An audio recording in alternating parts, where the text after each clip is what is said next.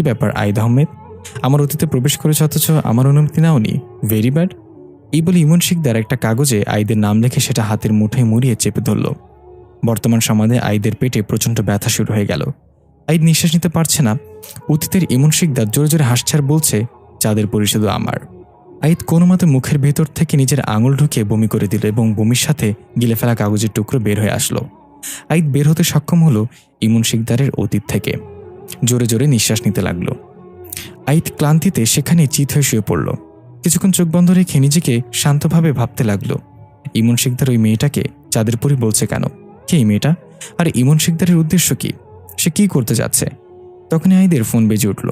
আইদ আস্তে আস্তে উঠে টেবিলের ওপর থেকে ফোন নিয়ে দেখলো ইকরি কল করেছে। আইদ কল রিসিভ করে বলল, পৌঁছে গিয়েছ? ইকরি ওপাশ থেকে বলল, হ্যাঁ, পৌঁছে আমার কাজ সম্পন্ন করেছি আমি। সে লাশ উঠিয়ে জানাজা পড়িয়ে আবার কবরস্থানে দাফন করে দিয়েছি, সাথে আমার আব্বুকেও দাফন করেছি। শত হোক, সে তো আমার আব্বু। আইদ বলল, হ্যাঁ, ভালো করেছ। ইকরি আমতামতো করে বলল, আপনার কণ্ঠটা এত ক্লান্ত লাগছে কেন? আপনি ভালো আছেন তো?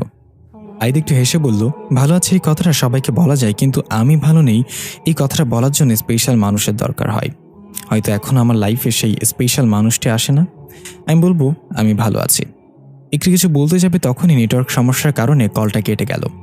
আমরা দেখতে পাই ইকরি তার আব্বুর কবরের সামনে দাঁড়িয়ে আছে মন খারাপ করে। রাপসি এসে পেছন থেকে ইকরির কাঁধে হাত রেখে বলল, এখন কি করবি? তোর আম্মুরও তো কোনো খোঁজ নেই। সে নাকি তোর দাদা বাড়ি তো আসেনি, তাহলে কোথায় গেল? ইকরি চিন্তিত হয়ে বলল, জানি না রে, আমি পাগল হয়ে যাচ্ছি। কি করব কিছুই বুঝতে পারছি না। আম্মুর জন্য অনেক টেনশন হচ্ছে। আব্বুর মৃত্যুর খবর শুনলে আম্মু অনেক কষ্ট পাবে। রাপসা বলল, যদি তোর আম্মু... ইকরি রাপসাকে থামিয়ে বলল, না, এটা বলিস না। আমার মন বলছে আম্মু বেঁচে আছে। তখনই পেছন থেকে একটা ভারী কণ্ঠ বলে উঠল, ইকরি, তুমি কি আমার সাথে যাবে? ইকরি এবং রাপসিয়া চমকে গিয়ে পেছনে তাকিয়ে দেখলো একটা বৃদ্ধ গাছ দাঁড়িয়ে আছে। চুলদারি সাদা রঙের, তবে বেশ স্টাইলিশ ভাবে রেখেছে সেটা। কালো কোট পরা লোকটা। ইকরি বলল, কে আপনি? আমি আপনার সাথে কেন যাব? লোকটা হেসে বলল, আমার নাম ইমন শিকদার, তোমাকে আমার দরকার। আর আমি তোমার অনুমতি নিতে আসিনি, এসেছি তোমাকে নিয়ে যেতে। চল আমার সাথে। ইকরি একটু রেগে বলল, আমি কেন যাবো আপনার সাথে? আর কোথায় যাব? ইমন শিকদার ভয়ঙ্কর এক হাসিতে বলল, তুমি যাবে আমার সাথে, তোমাকে যেতেই হবে, কারণ তোমার আম্মু আমার কাছে বন্দি। ইকরি অবাক হয়ে বলল, আমার আম্মু আপনার কাছে বন্দি মানে? কেন করেছেন এটা? আমার আম্মু এখন কোথায় আছে? ইমন শিকদার বলল, তোমার আম্মু এখন পর্যন্ত ভালো আছে, কিন্তু তুমি যদি আমার সাথে না আসো তাহলে হয়তো আর কখনো দেখতে পাবে না তাকে।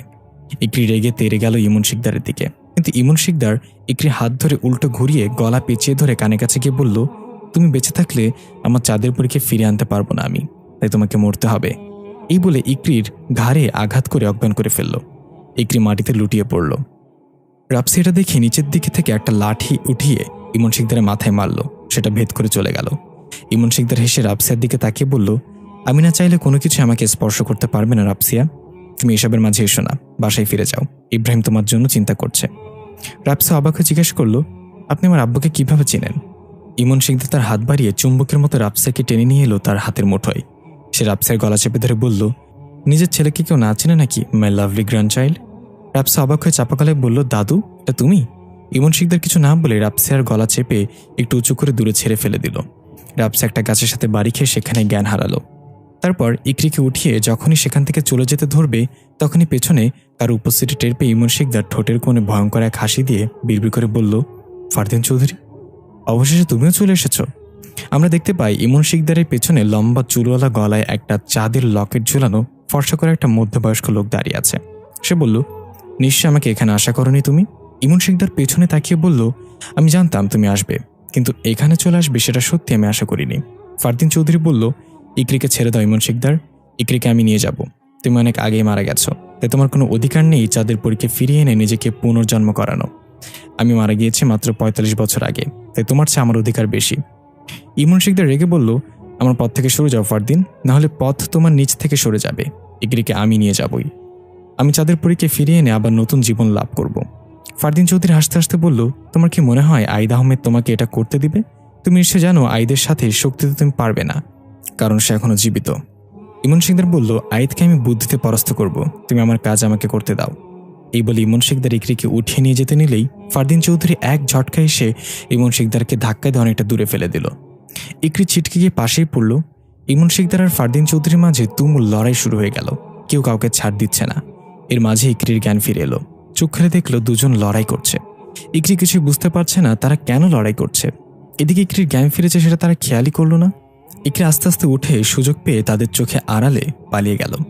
লড়াইয়ের এক পর্যায়ে ফারদিন চৌধুরী দেখল ইকরি সেখানে নেই। ইমন শিকদার ঘুষি উঠিয়ে ফারদিনের দিকে আসতেই ফারদিন তার হাত ধরে বলল, থামো, আমরা যার জন্য লড়াই করছি সে তো গেয়া। ইমন শিকদার তাড়াতাড়ি করে তাকিয়ে দেখল আশেপাশে কোথাও ইকরি নেই। রাগে ক্রোধে চিৎকার করে জোরে এক ঘুষি মেরে ফারদিনকে উড়িয়ে ফেলল। এদিকে আমরা দেখতে পাই আইদ ইকরির বিপদের সংকেত পেয়ে তাড়াতাড়ি করে বাসা থেকে বের হচ্ছে ইকরির কাছে যাওয়ার জন্য। হাকিমা সালমাকে ডাক দিয়ে বলল, ইকরির যেন কিছু না হয়, আমি পৌঁছানোর আগে তোদেরকে যেন ইকরির সাথে দেখি। সালাম এবং হাকিম বলল, জি হুকুম ওস্তাদ, আমরা থাকতে ভাবির কোনো ভরসা নাই। এই বলেই দুজনে ফুরুত করে চলে গেল। আইদ গাড়িতে উঠে গেট পার হতেই দেখল ইকরি দৌড়ে আসছে। আইদ তাড়াতাড়ি গাড়ি থামিয়ে নেমে দৌড়ে গেল ইকরির দিকে। ইকরি দৌড়ে এসে আইদকে ঝাপটে ধরল এবং জ্ঞান হারালো। আইদ তাড়াতাড়ি ইকরিকে বাসায় নিয়ে এসে বিছানায় শুয়ে দিল। তারপর পানি এনে ইকরির মুখে ছিটিয়ে দিল, কিন্তু ইকরির কোনো হুঁশ নেই। আইদ দেখল ইকরির সারা শরীরে মাটি লেগে আছে। নিশ্চয়ই কিছু একটা হয়েছে। ইকরির চেহারায় এখনো ভয়ের ছাপ। আজকে কাজের খালাও আসেনি। ইকরির ময়লা জামাকাপড়গুলো বদলাতে হবে, কিন্তু কি করবে এটা? তখন হাবিবার আত্মা এসে বলল, ভাইয়া আপনি বাইরে যান, আমি ইকরির খেয়াল রাখছি। আইদ খুশি হয়ে বলল, সোহানার রুম থেকে একটা ভালো জামা এনে ইকরির জামা বদলে দাও, আর ওর জ্ঞান ফিরলে সাথে সাথে আমাকে জানাবে। এ বলে আইদ বের হয়ে গেল। হাবিবা সোহানার রুম থেকে একটা সুন্দর জামা এনে ইকরির পোশাক বদলে দিল। তারপর পানিতে কাপড় ভিজিয়ে ইকরির চেহারা মুছে দিল। আর মনে মনে ভাবতে লাগলো, ভেবেছিলাম তোদেরকে মেরে ফেলবো, কিন্তু আমি আমার উদ্দেশ্য বদলে ফেলেছি। তুই চাঁদের পরীক্ষা তোর শরীরে আসার অনুমতি দিয়ে দে, এতে তুই বেঁচে না থাকলেও তোর শরীর বেঁচে থাকবে। আইদ ভাইয়াকে পাওয়ার একটাই রাস্তা খোলা আছে তোর কাছে। ইকরি হুশে না থাকলেও হাবিবার কথাগুলো শুনে ঠিকই শুনতে পাচ্ছিল। হাবিবা ইকরির কপালে হাত রাখলো। কপাল থেকে জোনাকি পোকার মতো বিন্দু বিন্দু ফোঁটা বের হয়ে উড়ে গেল। হাবিবা চলে যাচ্ছিল, তখনই ইকরির চোখ খুলে হাবিবার হাত ধরে ফেলল খপ করে এবং বলল, হাবিবা তুই এখনো মুক্তি পাসনি? হাবিবা অবাক হয়ে বলল, তুই আমাকে দেখতে পাচ্ছিস ইকরি? ইকরি ধীরে ধীরে উঠে বসে বলল, হ্যাঁ দেখতে পাচ্ছি, আর তোকে শুনতেও পারছি। তোকে এভাবে আত্মারূপে দেখতে হবে এটা কখনো ভাবিনি। হাবিবা বলল, মন খারাপ করিস না, আমি ভালোই আছি এখন। মরে গিয়ে বুঝতে পেরেছি জীবিত মানুষের চেয়ে মৃত মানুষের কদর বেশি। বেঁচে থাকতে মা বাবা আমাকে সময় দিত না। তারা দুজনেই চাকরি করতো, তাই সকালে বের হয়ে যেত আর রাতে আসতো। আর আমি মানুষ হয়েছিলাম কাজের বুয়ার কাছে। কিন্তু এখন প্রতিদিন বাবা মা আমার ছবি আঁকড়ে ধরে কান্না করে। কি লাভ বল? হারিয়ে ফেলার পর আমরা বুঝি মানুষটা আমাদের হৃদয়ের কতটা জায়গা জুড়ে ছিল। হাবিবার কথা শুনে ইকরির চোখের কোণে পানি টলমল করছে। ইকরি বলল, তাহলে এখানে তুই যাসনি কেন? নাকি আইদ তোকে আটকে রেখেছে? হাবিবা বলল, না রে, আইদ ভাই তো অনেক ভালো মনের একজন মানুষ। আমি আত্মার ব্যাপারটা এনজয় করতে শিখেছি। সময় হলে চলে যাব, চিন্তা করিস না। হাবিবা গিয়ে আইদকে খবর দিল ইকরির জ্ঞান ফিরেছে। আইদ তাড়াতাড়ি করে ইকরির কাছে গেল। এদিকে আমরা দেখতে পাই সালাম এবং হাকিম সেখানে পৌঁছেছে যেখানে ইমন শিকদার আর ফারদিন চৌধুরীর লড়াই হয়েছিল। তারা সেখানে গিয়ে কাউকেই দেখতে পেল না। সালাম বলল, হাকিম আমরা কি দেরি করে ফেলেছি? হাকিম বলল, দেখে তো তাই মনে হয়, তবে এখানে আমি দুটো আত্মার গন্ধ পাচ্ছি। ইকরি ম্যাডামের সাথে ইমন শিকদার কিছু করার চেষ্টা করেছে সেটা আমি নিশ্চিত, কিন্তু এই দ্বিতীয় আত্মাটা কে? আর ইকরি ম্যাডামই বা কোথায়? সালাম বলল, জয় হোক তোর নাকমহলের, এত ঘ্রাণ শক্তি তো কুকুরের নাকেও হয় না ভাই। হাকিম রেখে বলল, তুই কি আমাকে ইনডাইরেক্টলি কুকুরের সাথে তুলনা করলি সালাইম্মা? সালাম বলল, আরে না, তোরে আমি কুকুরের সাথে কেন তুলনা করব? যদি কুকুরের সাথে তোর মিল থাকে তাহলে এখানে তুই কুকুরের কি দোষ বল? হাকিম এবার ঠুস করে সালামকে একটা ঘুষি মেরে নিচে ফেলে দিল। সালাম বলল, রবিবারে আমি মারামারি করি না, তাই তোকে ছেড়ে দিলাম। হাকিম বলল, তুই পারবি না আমার সাথে, তাই এখন রবিবারের ওসিলা দিয়েছস। সালাম অবাক চোখে হাকিমের দিকে তাকিয়ে বলল, হাকিম আজকে রবিবার, তার মানে? হাকিম কৌতূহল নিয়ে জিজ্ঞাসা করলো, তার মানে কি সালাম? সালাম বলল, তার মানে কালকে সোমবার। হাকিম রেগে বলল, ধুর হারামজাদা, এখন এই ইকরি ম্যাডামকে তো পেলাম না, তাহলে উস্তাদকে কি জবাব দেবো সেটাই ভাবছি। সালাম একটু দূরে একটা লকেট পরে থাকতে দেখে বলল, ইকরি ম্যাডামকে পাইনি তো কি হয়েছে, হয়তো আরো বড় কিছু পেয়েছি। এই বলে সালাম গিয়ে লকেটটা তুলে দেখলো চাঁদের চিহ্ন সেটাতে। লড়াই করার সময় ফারদিন চৌধুরীর গলা থেকে এটা খুলে পড়ে গেছে, সেটা ফারদিন চৌধুরী খেয়াল করেনি। হাকিম লকেটটা সালামের কাছ থেকে নিয়ে সেটা হাতের মুঠোয় চেপে ধরতেই একটা ভীষণ দেখতে পেল। একটা ভয়ঙ্কর দেখতে অবয়ব সেই পরিত্যক্ত চাঁদের পুরীতে প্রবেশ করছে। ভেতরে প্রবেশ করে দোতলায় উঠে সে কিছু রিচুয়াল করা শুরু করলো। তার সামনে একটা জ্যান্ত ছাগল শোয়ানো। সে ছাগলটার মাথায় লাল রঙের টিকা দিয়ে দিল। তারপর একটা ছুরি হাতে নিয়ে উপরের দিকে তাকিয়ে বলল, আমি ফারদিন চৌধুরী, চাঁদের পুরী শুধু আমার, আমি ফিরিয়ে আনবো তাকে, আমাকে কেউ থামাতে পারবে না। এবেলা একটা মন্ত্র পড়তে পড়তে ছাগলের গলাটা কেটে ফেলল। ফিনকিতে রক্ত বের হয়ে লোকটার চেহারা এসে পড়ল। সে তার সাপের মতো লম্বা জিহ্বা বের করে চেটে খেয়ে নিল রক্তগুলো এবং ভয়ঙ্করভাবে হাসতে হাসতে বলল, যা গিয়ে আইদকে বলে দে আমি খুব শীঘ্রই তার সাথে দেখা করব। তখনই হাকিমের হাতে লকেটটা গরম হতে শুরু করলো। হাকিম চিৎকার করে লকেটটা হাত থেকে ফেলে দিল। সালাম বলল, কি হয়েছে, কি দেখলি তুই? হাকিম বলল, আমি একটা অস্পষ্ট অবয়ব দেখেছি। তাকে আমার খুব চেনা চেনা মনে হয়েছে। বেঁচে থাকতে আমি হয়তো তাকে চিনতাম, কিন্তু আমি ঠিক মনে করতে পারছি না। সালাম বলল, সে তোকে কি বলেছে? হাকিম বলল, সে আমাকে একটা সতর্ক বার্তা দিয়েছে, যেটা উস্তাদকে জানাতে হবে এখনই। চল, বাসায় ফিরে যেতে হবে আমাদের। এদিকে আইদ ইকরির সাথে কথা বলছে। আইদ জিজ্ঞাসা করলো, কি হয়েছিল সেখানে? ইকরি বলল, আমার আম্মু এখন ইমন শিকদারের হাতে বন্দী। সে আমাকে নিয়ে যেতে চেয়েছিল, কিন্তু সেখানে আরেকজন আগন্তুকের আগমন ঘটে। তারা দুজন আমাকে নিয়ে যাওয়ার জন্য লড়াই করছিল। আমি সুযোগ বুঝে পালিয়ে এসেছি। আইদ চিন্তিত হয়ে বলল, ইমন শিকদার আপনার পেছনে আছে সেটা আমি জানতাম, কিন্তু এই আরেকজন আবার কে? আর আপনি কি তার নাম জানতে পেরেছেন? ইকরি বলল, না, আমি জানতে পারিনি, তবে তার গলায় একটা চাঁদের লকেট ঝুলানো ছিল। চুলগুলো লম্বা এবং গায়ের রং ফর্সা ছিল। আইদ বলল, ঠিক আছে, আপনি বিশ্রাম নিন, আমি দেখছি কি করা যায়। এই বলে আইদ বের হয়ে গেল রুম থেকে। আইদ বের হতেই সেখানে হাকিম এবং সালাম এসে পৌঁছালো। সে জানতে পারলো ইকরি ঠিক আছে এবং বাসায় ফিরে এসেছে। আইদের হাতের লকেটটা দিয়ে বলল, উস্তাদ, এটা সেখানে পেয়েছি। তারপর হাকিম যা যা দেখেছে সব খুলে বলল আইদকে। আইদ লকেটটা হাতে নিয়ে ভালো করে দেখে বলল, এটার কথাই তো ইকরি বললো একটু আগে। তার মানে আগন্তুকের নাম ফারদিন চৌধুরী, সেও চাঁদের পুরীর পেছনে। এখন আমার কাছে সব ক্লিয়ার। আমি বুঝে গিয়েছি ইমন শিকদার আর ফারদিন চৌধুরীকে এবং তারা কি চায়। হাকিম, সালাম, আমার কথা মন দিয়ে শোন এবং যা বলি সেটা করে দেখা। এই বলে আইদ সালাম এবং হাকিমকে কিছু দায়িত্ব বুঝিয়ে দিল। এদিকে রাপসি আর জ্ঞান ফিরলে সে উঠে সেখান থেকে সোজা গিয়ে নিজের বাসায় তার বাবা মার কাছে গিয়ে জিজ্ঞাসা করলো, আব্বু, আমার দাদুর নাম কি? রাপসির আব্বু অবাক হয়ে জিজ্ঞাসা করলো, কেন মামুনি, কি হয়েছে? হঠাৎ আমার বাবার কথা কেন জিজ্ঞাসা করছো? রাপসি রেগে বলল, যেটা জিজ্ঞেস করেছি উত্তর দাও আব্বু, আমার দাদুর নাম কি আর সে কিভাবে মারা গিয়েছিল? রাপসির আব্বু চোখ থেকে চশমাটা খুলে টেবিলে রেখে বলল, তো দাদুর নাম ইমন শিকদার, আর সে তার পুরো জীবন কাটিয়ে দিয়েছে তার কাল্পনিক চাঁদের পুরীকে ফিরিয়ে আনার জন্য। রাপসে তার আব্বুর কাছে তার দাদুর মানে ইমন শিকদারের অতীত সম্পর্কে জানতে চাইল। প্রথমে রাপসের আব্বু বলতে না চাইলেও রাপসের জোরাজুরিতে বলতে বাধ্য হলো। রাপসের আব্বু বলা শুরু করলো, ইমন শিকদার খুবই সাধারণ একজন মানুষ ছিল। লাইব্রেরিতে কাজ করে তার দিনকাল খুব ভালোই কেটে যাচ্ছিল, কিন্তু হঠাৎ তার জীবনে আসে রান্তিয়া নামের এক অপরূপ সুন্দরী মেয়ে। মেয়েটা রোজ লাইব্রেরিতে আসতো বই পড়ার জন্য। দেখতে দেখতে মেয়েটার সাথে ইমন শিকদারের একটা ভালো সম্পর্ক হয়ে যায়। এক পর্যায়ে এই সম্পর্ক প্রেমীণ সম্পর্ক পর্যন্ত করায়। কিন্তু ইমন শিকদার রান্তিয়ার মাঝে কিছু অলৌকিক শক্তি খেয়াল করে আস্তে আস্তে, যেমন খুব দ্রুত এক জায়গা থেকে আরেক জায়গায় চলে যাওয়া, মোটা মোটা বই মুহূর্তেই পড়ে শেষ করে ফেলা, শীতের সময় যেখানে মানুষ ভারী ভারী জ্যাকেট গায়ে দিয়ে রাখত সেখানে রান্তিয়া সামান্য একটা পাতলা জামা গায়ে দিয়ে দিব্যি থাকতে পারে। আরও কিছু সিম্বল লক্ষ্য করলো। এটা নিয়ে ইমন শিকদার রান্তিয়াকে প্রশ্ন করলে সে বরাবরই এড়িয়ে যাওয়ার চেষ্টা করত। কিন্তু একদিন ইমন শিকদার জেদ করে বসলো এই রহস্য জানার জন্য। তখন রান্তিয়া যা বলেছিল সেটার জন্য ইমন শিকদার মোটেও প্রস্তুত ছিল না। রান্তিয়া ছিল একজন চাঁদের পরী। সে জিনজাতির জন্য অনেক বড় হুমকির স্বরূপ। তাই জিনেরা কখনো চায় না রান্তিয়া বেঁচে থাকুক। রান্তিয়ার জন্মের পর থেকেই বেঁচে থাকার জন্য জিনজাতির সাথে লড়াই করে আসছে। এটা শুনে ইমন শিকদার অবাক হলেও পর মুহূর্তে নিজেকে শান্ত করে রান্তিয়াকে ভরসা দিল সে সবসময় তার পাশে থাকবে। যাই হয়ে যাক, চন্দ্রগ্রহণ পর্যন্ত রান্তিয়াকে বাঁচিয়ে রাখবে ইমন শিকদার। রান্তিয়া অনেক খুশি ছিল সেদিন। অন্তত এমন একজন তো আছে যার উপর সে ভরসা করতে পারে। একদিন রাতে ইমন শিকদার আর রান্তিয়া লাইব্রেরি থেকে নিজেদের বাসায় ফিরছিল। তার পরদিন ছিল কাঙ্ক্ষিত চন্দ্রগ্রহণের রাত। হঠাৎ কিছু কালো পোশাকধারী অশরীরী তাদের পথ আটকায়। রান্তিয়া বুঝে যায় এরা কারা, তাই সে ইমন শিকদারকে সেখান থেকে পালিয়ে যেতে বলে। কিন্তু ইমন শিকদার রান্তিয়াকে একা রেখে কোনোভাবে যাবে না। কালো পোশাকধারী একজন বলল, রান্তিয়া, তোমার এই মানব বন্ধুর সাথে আমাদের কোনো হিসাব নেই, তাকে তার মতো ছেড়ে দাও, আমরা এসেছি তোমাকে নিয়ে যেতে। ইমন শিকদার রান্তিয়ার তার পেছনে লুকিয়ে সামনে দাঁড়িয়ে বলল, আমি বেঁচে থাকতে রান্তিয়া কোথাও যাবে না। একজন বলল, তাহলে তোমাকেও মেরেই নিয়ে যাব। এই বলে সে ইমন শিকদারের দিকে এগিয়ে এলো। পেছন থেকে রান্তিয়া ইমন শিকদারের মাথায় আঘাত করে তাকে অজ্ঞান করে ফেললে এবং তাদের উৎসে বলল, আমি তোমাদের সাথে আসছি, কিন্তু ওর যদি কোনো ক্ষতি করো তাহলে তোমাদের সামনে রান্তিয়াকে পাবে না, বরং চাঁদের পুরীকে পাবে। তারা পিছিয়ে গেল। রান্তিয়া ইমন শিকদারের কাছে হাঁটু গেড়ে বসে কান্না করতে করতে বলল, আমাকে মাফ করে দিও, এছাড়া আমার কোনো রাস্তা নেই, কিন্তু তোমার কাছে আমাকে ফিরিয়ে আনার রাস্তা আছে। যদি তুমি সেটা করতে পারো তাহলে আমি আর কখনোই তোমার কাছ থেকে হারাবো না। আমি রংধনু দুনিয়ায় তোমার জন্য অপেক্ষা করবি ইমন, আমি জানি তুমি আসবে, তোমাকে আসতেই হবে। এ বলে রান্তিয়া ইমন শিকদারের কপালে চুমু এঁকে দিয়ে চোখের পানি মুছে উঠে দাঁড়িয়ে বলল, চলো এখন, আমাদের দেরি হয়ে যাচ্ছে। রান্তিয়া কালো পোশাকধারী অশরীরীদের সাথে হাওয়ায় মিলে গেল। রাপসের আব্বু এই পর্যন্ত বলে থামলো।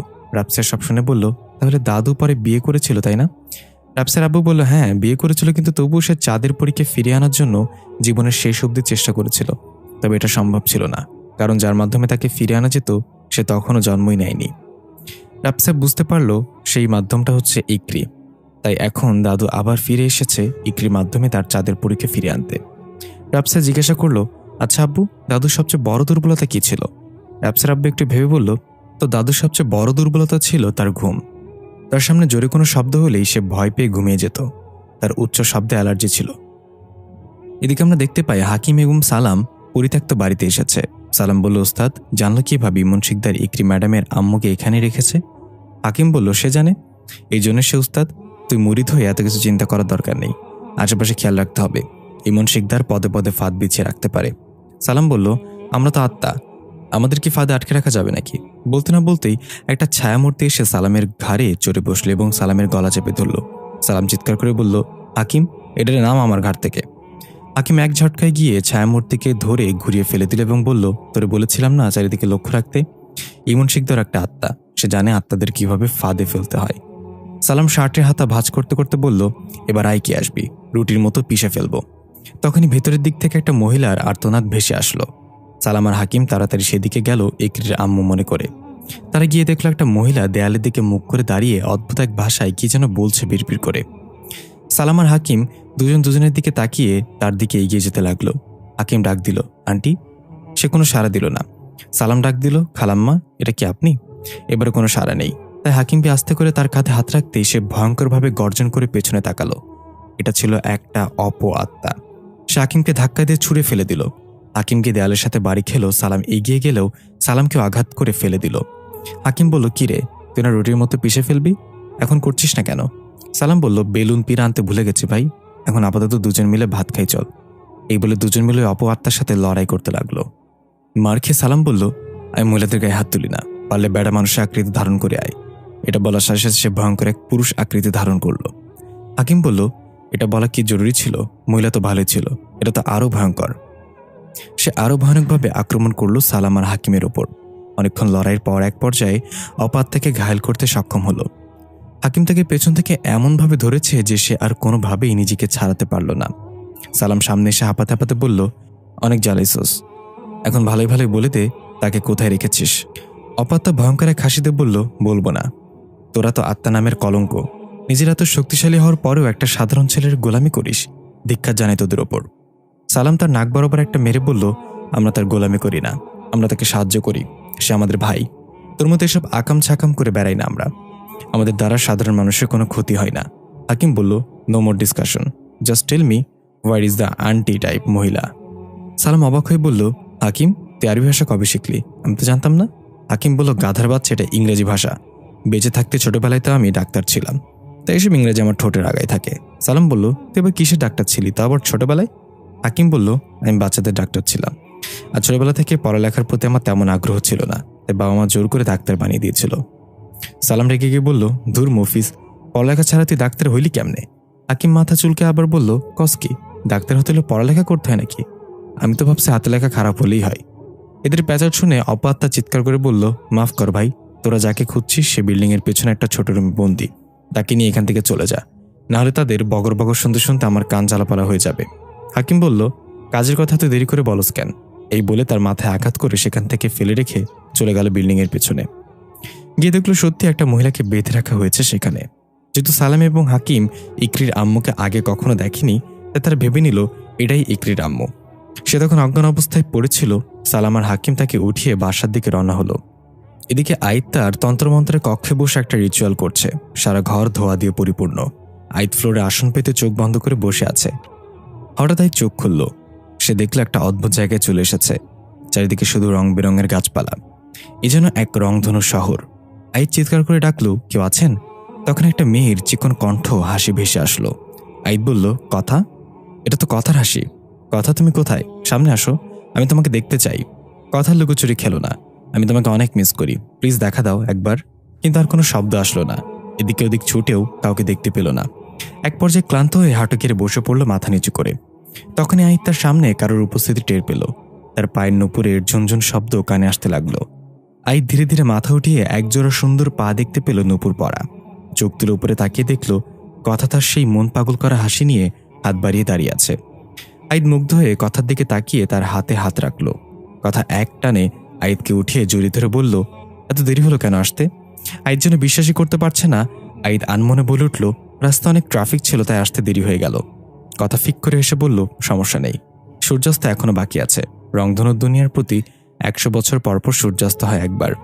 পৃথিবীর 10 বছর সমান এখানকার 100 বছর।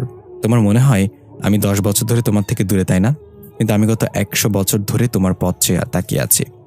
আইদ বলল, এখন তো চলে এসেছি, আমি আর কোনোদিন তোমাকে ছেড়ে যাব না। কথা এসে বলল, এই আশাটা তোমার স্বপ্ন আইদ। ইকরিকে প্রস্তুত করে তোমাকে আসতে হবে। পৃথিবীর দিন অনুযায়ী আর 10 দিন পর এখানে সূর্যাস্ত হবে। এর আগেই আমাকে পুনর্জন্ম নিতে হবে আইদ, না হলে আর কখনো তোমার সাথে আমার দেখা হবে না। আইদ অস্থির হয়ে বলল, আমি সেটা কখনোই হতে দিব না। আমি ইকরিকে রাজি করিয়ে আসবো তোমাকে নিয়ে যেতে। তুমি ভালো থেকো।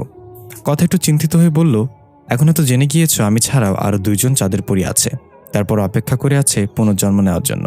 তবে তাদের রক্ষক এখনো জীবিত নেই। একজন হলো ইমন শিকদার, আরেকজন ফারদিন চৌধুরী। তারা তোমার চেয়ে শক্তিতে দুর্বল হলেও ইমন শিকদার বুদ্ধিতে তোমার থেকে অনেক এগিয়ে, তাই সবসময় শক্তি কাজে না লাগিয়ে বুদ্ধি ব্যবহার করবে কিছু জায়গায়। আইদ বলল, আমি জানি সেটা, তুমি কোনো চিন্তা করো না। আমি এর পরের বার পুরো প্রস্তুতি নিয়ে আসবো তোমাকে নিয়ে যেতে। কথা এক ভুবন ভোলানো হাসিতে বলল, আমি সেটা বিশ্বাস করি। আইদ বিদ্যুতের ঝটকার মতো কেঁপে উঠে বর্তমান সময় ফিরে এলো। আইদ উঠে এক মুহূর্ত দেরি না করে চলে গেল ইকরির কাছে। যেভাবেই হোক ইকরিকে রাজি করিয়ে আমার প্রস্তুতি শুরু করতে হবে। এদিকে আমরা দেখতে পাই রাপসিয়া সব শোনার পর কিছু না বলে উঠে চলে গেল তাড়াতাড়ি। রাপসিয়ার আব্বু পেছন থেকে ডাকলো, কিরে মামুনি, কি হয়েছে? আমাকে খুলে বল। আমার বাবার কথা হঠাৎ তোর মাথায় এলো কিভাবে? রাপসিয়া কোনো জবাব না দিয়ে নিজের রুমের দিকে গিয়ে ফোন হাতে নিয়ে একটা মেসেজ টাইপ করে আইদকে পাঠাতেই হবে, যাতে তখনই পেছন থেকে একটা ভারী কণ্ঠ বলে উঠল, কি দাদু ভাই, আমার দুর্বলতা তাকে জানিয়ে দিচ্ছ তাই না? রাপসিয়া চমকে গিয়ে পিছনে তাকিয়ে দেখল ইমন শিকদার তার বিবৃত চেহারায় দাঁড়িয়ে আছে। রাপসিয়া ইমন শিকদারকে এমন রূপে দেখে প্রচণ্ড ভয় পেয়ে কাঁপা কাঁপা গলে বলল, দাদু। ইমন শিকদার ভয়ঙ্কর এক হাসি দিয়ে রাপসিয়ার মাথায় আঘাত করে তাকে ফ্লোরে ফেলে দিল। তারপর বলল, আমি তোমাকে সাবধান করেছিলাম মাই গ্র্যান্ডচাইল্ড, তুমি আমার মন ভেঙে দিয়েছ। ইমন শিকদার রাপসিয়াকে উঠিয়ে খাটে শুইয়ে দিয়ে এক ধরনের সাদা পাউডারের মতো কিছু রাপসিয়ার চোখে ছিটিয়ে দিল আর বলল, আগামী 10 দিন আগে তোমার ঘুম ভাঙবে না। 10 দিনের জন্য তুমি মরে গেছ। তুমি জেগে থাকলে নিজের দাদুর বিরুদ্ধে কাজ করবে, তাই তোমার ঘুমানো খুব দরকার। এই বলে ইমন শিকদার হাওয়ায় মিলিয়ে গেল। রাপসিয়া গভীর ঘুমে আচ্ছন্ন। হঠাৎ রাপসিয়ার আব্বু বাইরে থেকে দরজা নক করলো। রাপসিয়া, দরজা খোলো মামুনি, কি করছো তুমি ভেতরে? রাপসিয়া ঠাস করে চোখ মেলে তাকালো, এরপর এক ঝটকে উঠে বসে পড়ল। মুখে একটা পৈশাসিক হাসি দিয়ে খাট থেকে নেমে দরজা খুলে দিল। রাপসিয়ার আব্বু রুমে ঢুকে বলল, এই সময় দরজা বন্ধ করে কি করছিলে তুমি? রাপসিয়া বলল, ঘুমানোর চেষ্টা করছিলাম আব্বু, কিন্তু এখন আমার ঘুমালে চলবে না, আমার দায়িত্ব অনেক বড়। রাপসিয়ার আব্বু রুমের ভেতরে একটা পচা গন্ধ পেল। নাক ছিটকে বলল, এত কিসের গন্ধ তোমার রুমে?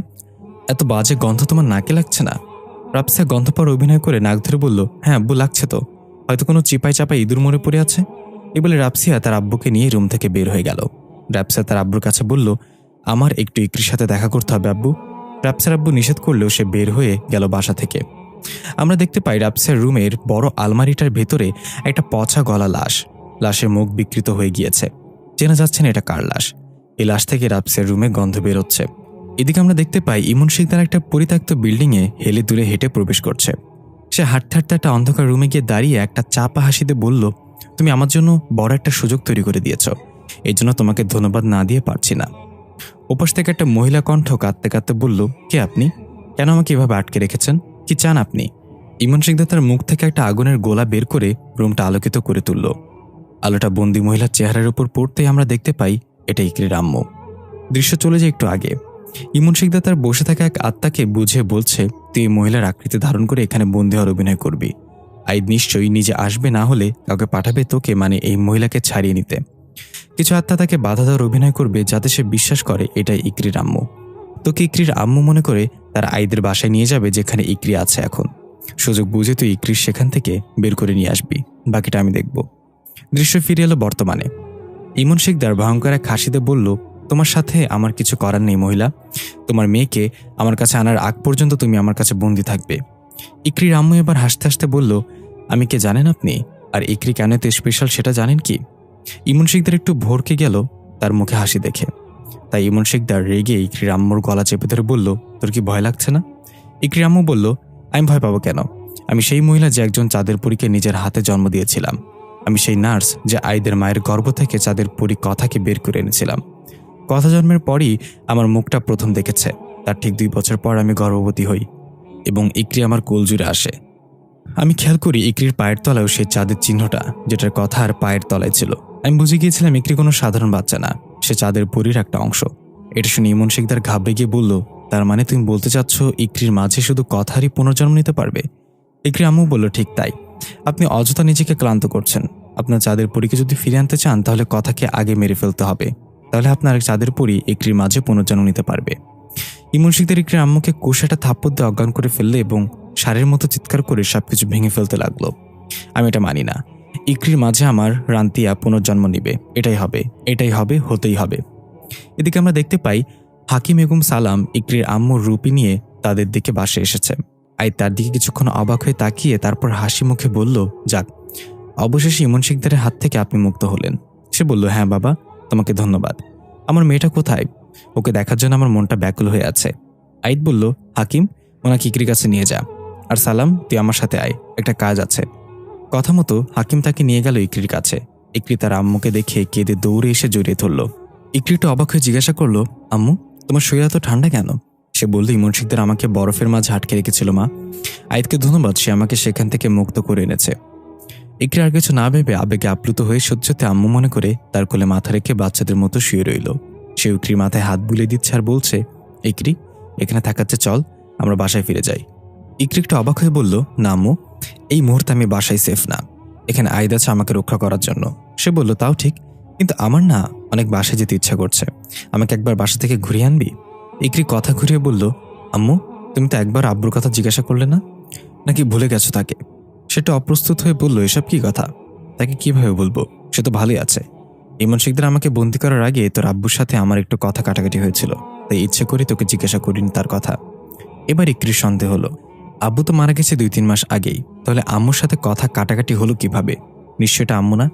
ইকরি তাকে বোঝাতে না দিয়ে বলল, তাহলে চলো আম্মু, আমরা আমাদের বাসা থেকে ঘুরে আসি। সে তো খুশি হয়ে মনে মনে বলল, আমি তো এটাই চাইছিলাম এতক্ষণ। ইমন শিকদার নিশ্চয়ই বাইরে অপেক্ষা করছে, তোকে বাইরে নিয়ে গেলেই সে তোকে বন্দি বানিয়ে ফেলবে। ইকরি তার সাথে রুম থেকে বের হলো এবং চোখ ঘুরিয়ে আইদকে খুঁজতে লাগলো। আইদ বাসার মেন দরজায় দাঁড়িয়ে কি যেন একটা করছে।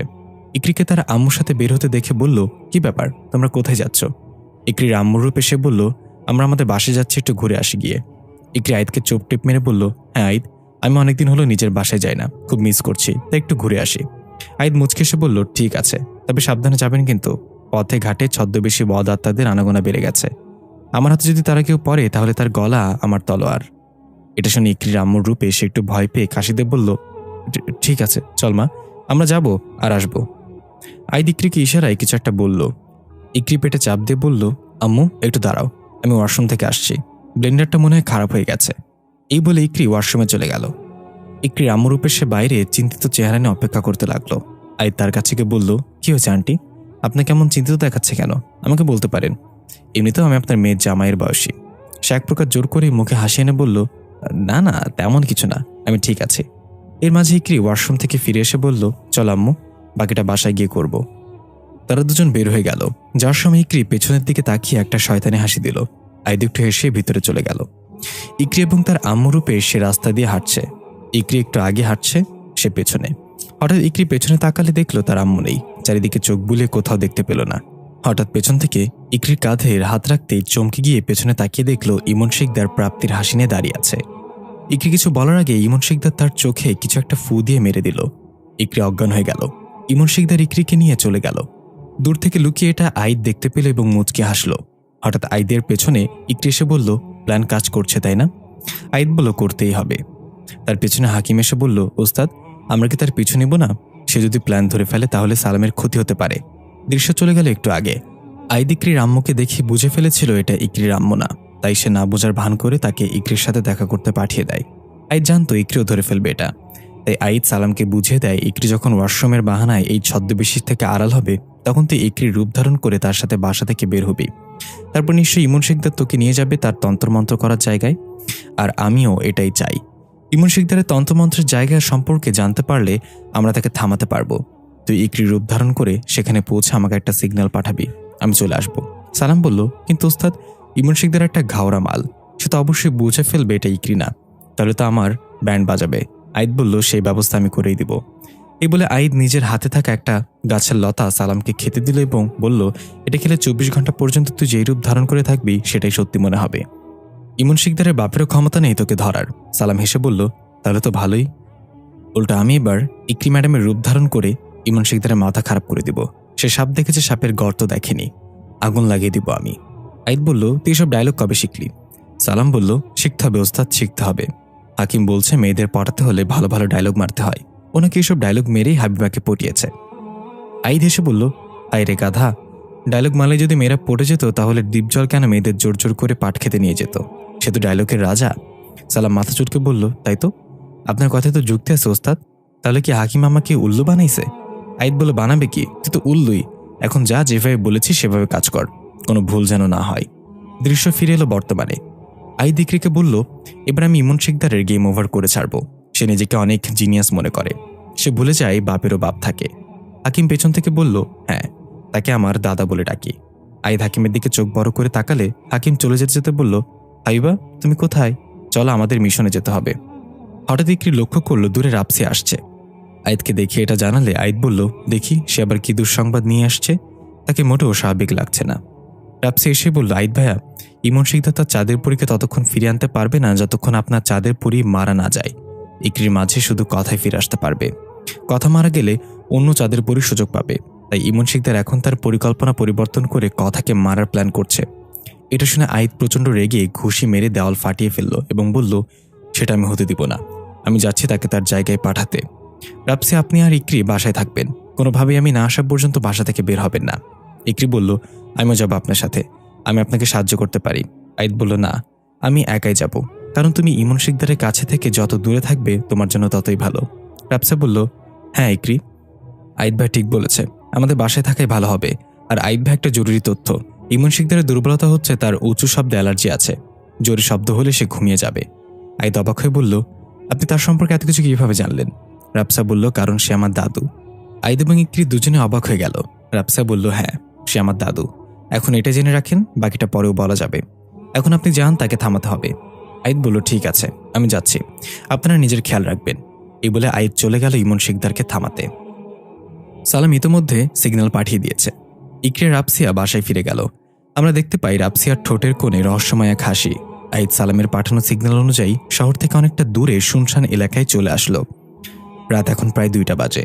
এদিকে মানুষজন বাসা বাড়ি তেমন নেই বললেই চলে। রাস্তাও সম্পূর্ণ ফাঁকা। মাঝে মাঝে বড় বড় ডিস্ট্রিক্ট ট্রাকগুলো পার হয়ে যাচ্ছে শোষ শব্দ করে, কিন্তু আশেপাশে এমন কিছুই চোখে পড়ছে না যেখানে ইমন শিকদার থাকতে পারে। আইদ নিজেকে শান্ত করল, চোখ বন্ধ করে আশেপাশের প্রতিটা শব্দ আয়ত্ত করতে লাগলো। পোকামাকড়ের ডাকগুলো আইদের কান ভেদ করে চলে যাচ্ছে।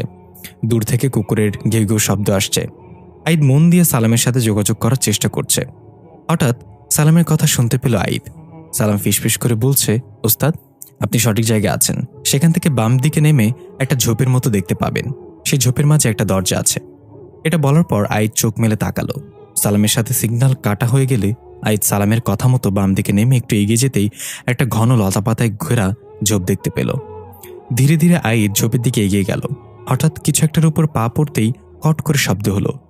কয়েকটা কালো রঙের পাখি ডানা ঝাপটাটে ঝাপটাটে বের হয়ে এসে আইদের শরীর আর চেহারায় খামচে দিল।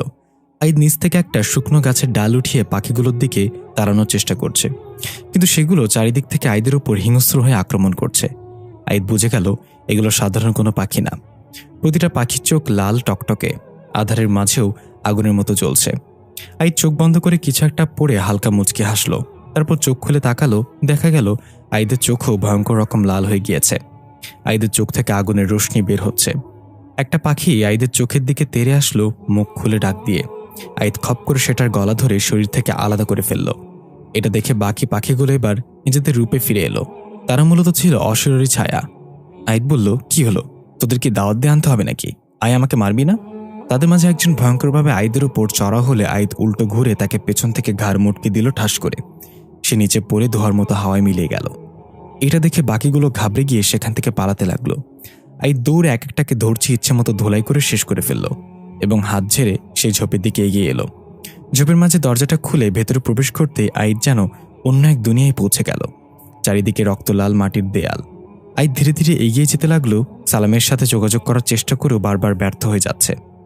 এদিকে আমরা দেখতে পাই ইকরি এবং রাপসিয়া বেলকনিতে বসে আছে। হাকিম এবং হাবিবা বাইরে বসে গল্প করছে, যা ইকরিরা দেখতে পাচ্ছে না। হাকিম লক্ষ্য করলো রাপসিয়া বারবার তাদের দিকে তাকাচ্ছে আর চোখে। হাকিম হাবিবাকে বলল, আচ্ছা, তুমি তো রাপসিয়ার উপর আক্রমণ করে তাকে জখম করেছিলে। তুমি তখন একটা খারাপ আত্মা ছিলে। তুমি প্রতিশোধের স্পৃহায় পাগল ছিলে। তাহলে তাকে একেবারে না মেরে আহত অবস্থায় ছেড়ে দিয়েছিলে কেন? হাবিবা রাপসিয়ার দিকে একটু তাকিয়ে দেখলো সে ইকরির সাথে হেসে হেসে কথা বলছে। হাবিবা বলল, হাকিম ভাইয়া, আমি কি বলবো জানি না, তবে আমি রাপসিয়াকে যেভাবে মেরেছি তাতে ওর বেঁচে থাকা কোনোভাবেই সম্ভব না। সত্যি বলতে আমিও অবাক হয়েছি ওকে জীবিত দেখে। হাকিম বলল, তার মানে তুমি বলতে যাচ্ছ রাপসিয়া বেঁচে থাকাতে একটা ম্যাজিক? হাবিবা বলল, হ্যাঁ, তবে আমি এটা নিয়ে তেমন মাথা ঘামাইনি, কারণ মৃত্যু একমাত্র সৃষ্টিকর্তাই নির্ধারণ করে থাকে।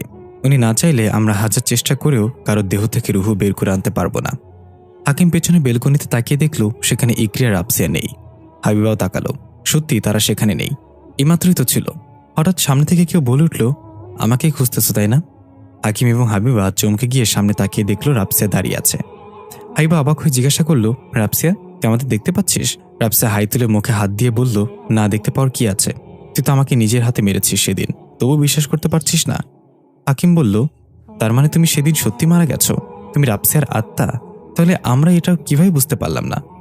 রাপসিয়া রহস্যময় একটা হাসিতে বলল, হ্যাঁ, আমি সেদিন হাবিবার হাতে মারা গিয়েছিলাম। তবে ছোট্ট একটা ভুল আছে, আমি রাপসিয়ার আত্মা না। রাপসিয়ার আত্মাকে তো আমি সেদিনই জগতে পাঠিয়ে দিয়েছি। আচমকা পেছন থেকে ইকরি এসে রাপসিয়ার গলায় ছুরি ধরে বলল, কে তুমি তাহলে? রাপসিয়া দুই হাত উঁচু করে আত্মসমর্পণের ভাব করে বলল, ও মাই ডিয়ার, তুমিও শুনে ফেলেছ? তবে আমি তোমাকে নিজে জানাতে যাচ্ছিলাম এটা। ইকরি রেগে মেগে ছুরি রাপসিয়ার গলায় আরো জোরে চেপে ধরে বলল, কথা ঘোরাবে না। কে তুমি বলো? রাপসিয়া কোথায়? রাপসিয়া তার শরীর না ঘুরিয়ে শুধু ঘাড় ঘুরিয়ে ইকরির দিকে পুরোটা ঘুরিয়ে ভয়ঙ্কর এক হাসিতে বলল, আমি চাঁদের পরীদের আজরাইল, জিন রাজ্যের মহামান্য রাজা। এদিকে আমরা দেখতে পাই রাপসিয়াদের পুরো বাসা পচা দুর্গন্ধ ছড়িয়ে পড়েছে। রাপসিয়ার আব্বু আম্মু পুরো বাসা তন্ন তন্ন করে খুঁজেও কোথাও কি মরে পড়ে আছে বের করতে পারছে না। খুঁজতে খুঁজতে রাপসিয়ার রুমে গিয়ে বড় একটা আলমারি খুলতেই রাপসিয়ার আম্মু জোরে চিৎকার করে বেহুশ হয়ে পড়ে গেল। রাপসিয়ার আব্বু দৌড়ে এসে দেখল আলমারিতে একটা বিকৃত পচা গলা মরা দেহ হাত পা ভেঙে ঢুকিয়ে রাখা হয়েছে। রাপসিয়ার আব্বু এখনো বুঝতে পারছে না এটা কার লাশ। নাক মুখ রুমাল দিয়ে পেঁচিয়ে লাশটার দিকে এগিয়ে গিয়ে হাতের দিকে তাকাতে একটা আংটি দেখে বুঝে গেল এটা আর কেউ না, বরং রাপসিয়ার মৃতদেহ। রাপসিয়ার আব্বু আর তাদের মেয়ের এই অবস্থা দেখে নিজেকে আর ধরে রাখতে পারল না, চিৎকার দিয়ে ফ্লোরে বসে পড়ল। তার চিৎকারে পাড়া প্রতিবেশী সবাই চলে আসলো। কেউ তাদের নিজের চোখে বিশ্বাস করতে পারছে না, কারণ বিকেলেই রাপসিয়াকে দেখা গেছে বাসা থেকে বের হয়ে যেতে। তাহলে এটা কিভাবে সম্ভব? এটা রাপসিয়া হলে সে কে ছিল, আর সে রাপসিয়া হলে এটা কার লাশ? কেউ কোনো হিসাব মিলাতে পারছে না। এদিকে আমরা দেখতে পাই ইমন শিকদার ইকরি রূপী সালামকে এখনো চিনতে পারেনি। সে ইকরি রূপী সালামকে সামনে নিয়ে কিছু মন্ত্রতন্ত্র পড়ছে এবং একটা ধূপকাঠি থেকে ইকরির চেহারায় ধোয়া দিচ্ছে। ইকরি রূপী সালাম ধীরে ধীরে সম্পূর্ণ ইমন শিকদারের বশে চলে গেল। ধোয়ার নেশায় সালামের নিজের কোনো হুঁশ নেই। ইমন শিকদার শয়তানের খাসিতে বলল, ইকরি, তুমি এখন সম্পূর্ণভাবে আমার গোলাম। আমি যা বলবো তাই করবে। ইকরি হাত উঠে সাই দিল ইমন শিকদারের কথায়। ইমন শিকদার চোখ বন্ধ করে অনুভব করলো আইত তার এখানে ইতোমধ্যে প্রবেশ করেছে। সে ধীরে ধীরে এদিকে আসছে। ইমন শিকদার একটু মুচকে এসে বলল, ইকরি, তোমার জন্য আমরা এই প্রথম হুকুম হচ্ছে, এখন এখানে একটা ছেলে আসবে। সে তোমাকে নিজের কাছে যেতে বলবে। তুমি তার কাছে যাবে এবং পেছন থেকে তার পিঠে ছুরি ঢুকিয়ে দিবে। এই বলে ইমন শিকদার ইকরির হাতে একটা ছুরি দিয়ে বলল, এটা নিজের মাঝে লুকিয়ে রাখো। সঠিক সময় আমি যেটা বলেছি সেটা পালন করবে। ইকরি মাথা নুইয়ে রোবটের মতো বলল, ঠিক আছে মালিক। এদিকে রাপসিয়ার রূপে থাকা জিন রাজা সত্যিকারের ইকরিকে বেঁধে ফ্লোরে ফেলে রেখেছে। পাশে হাকিম এবং হাবিবার আত্মা অজ্ঞান হয়ে পড়ে আছে।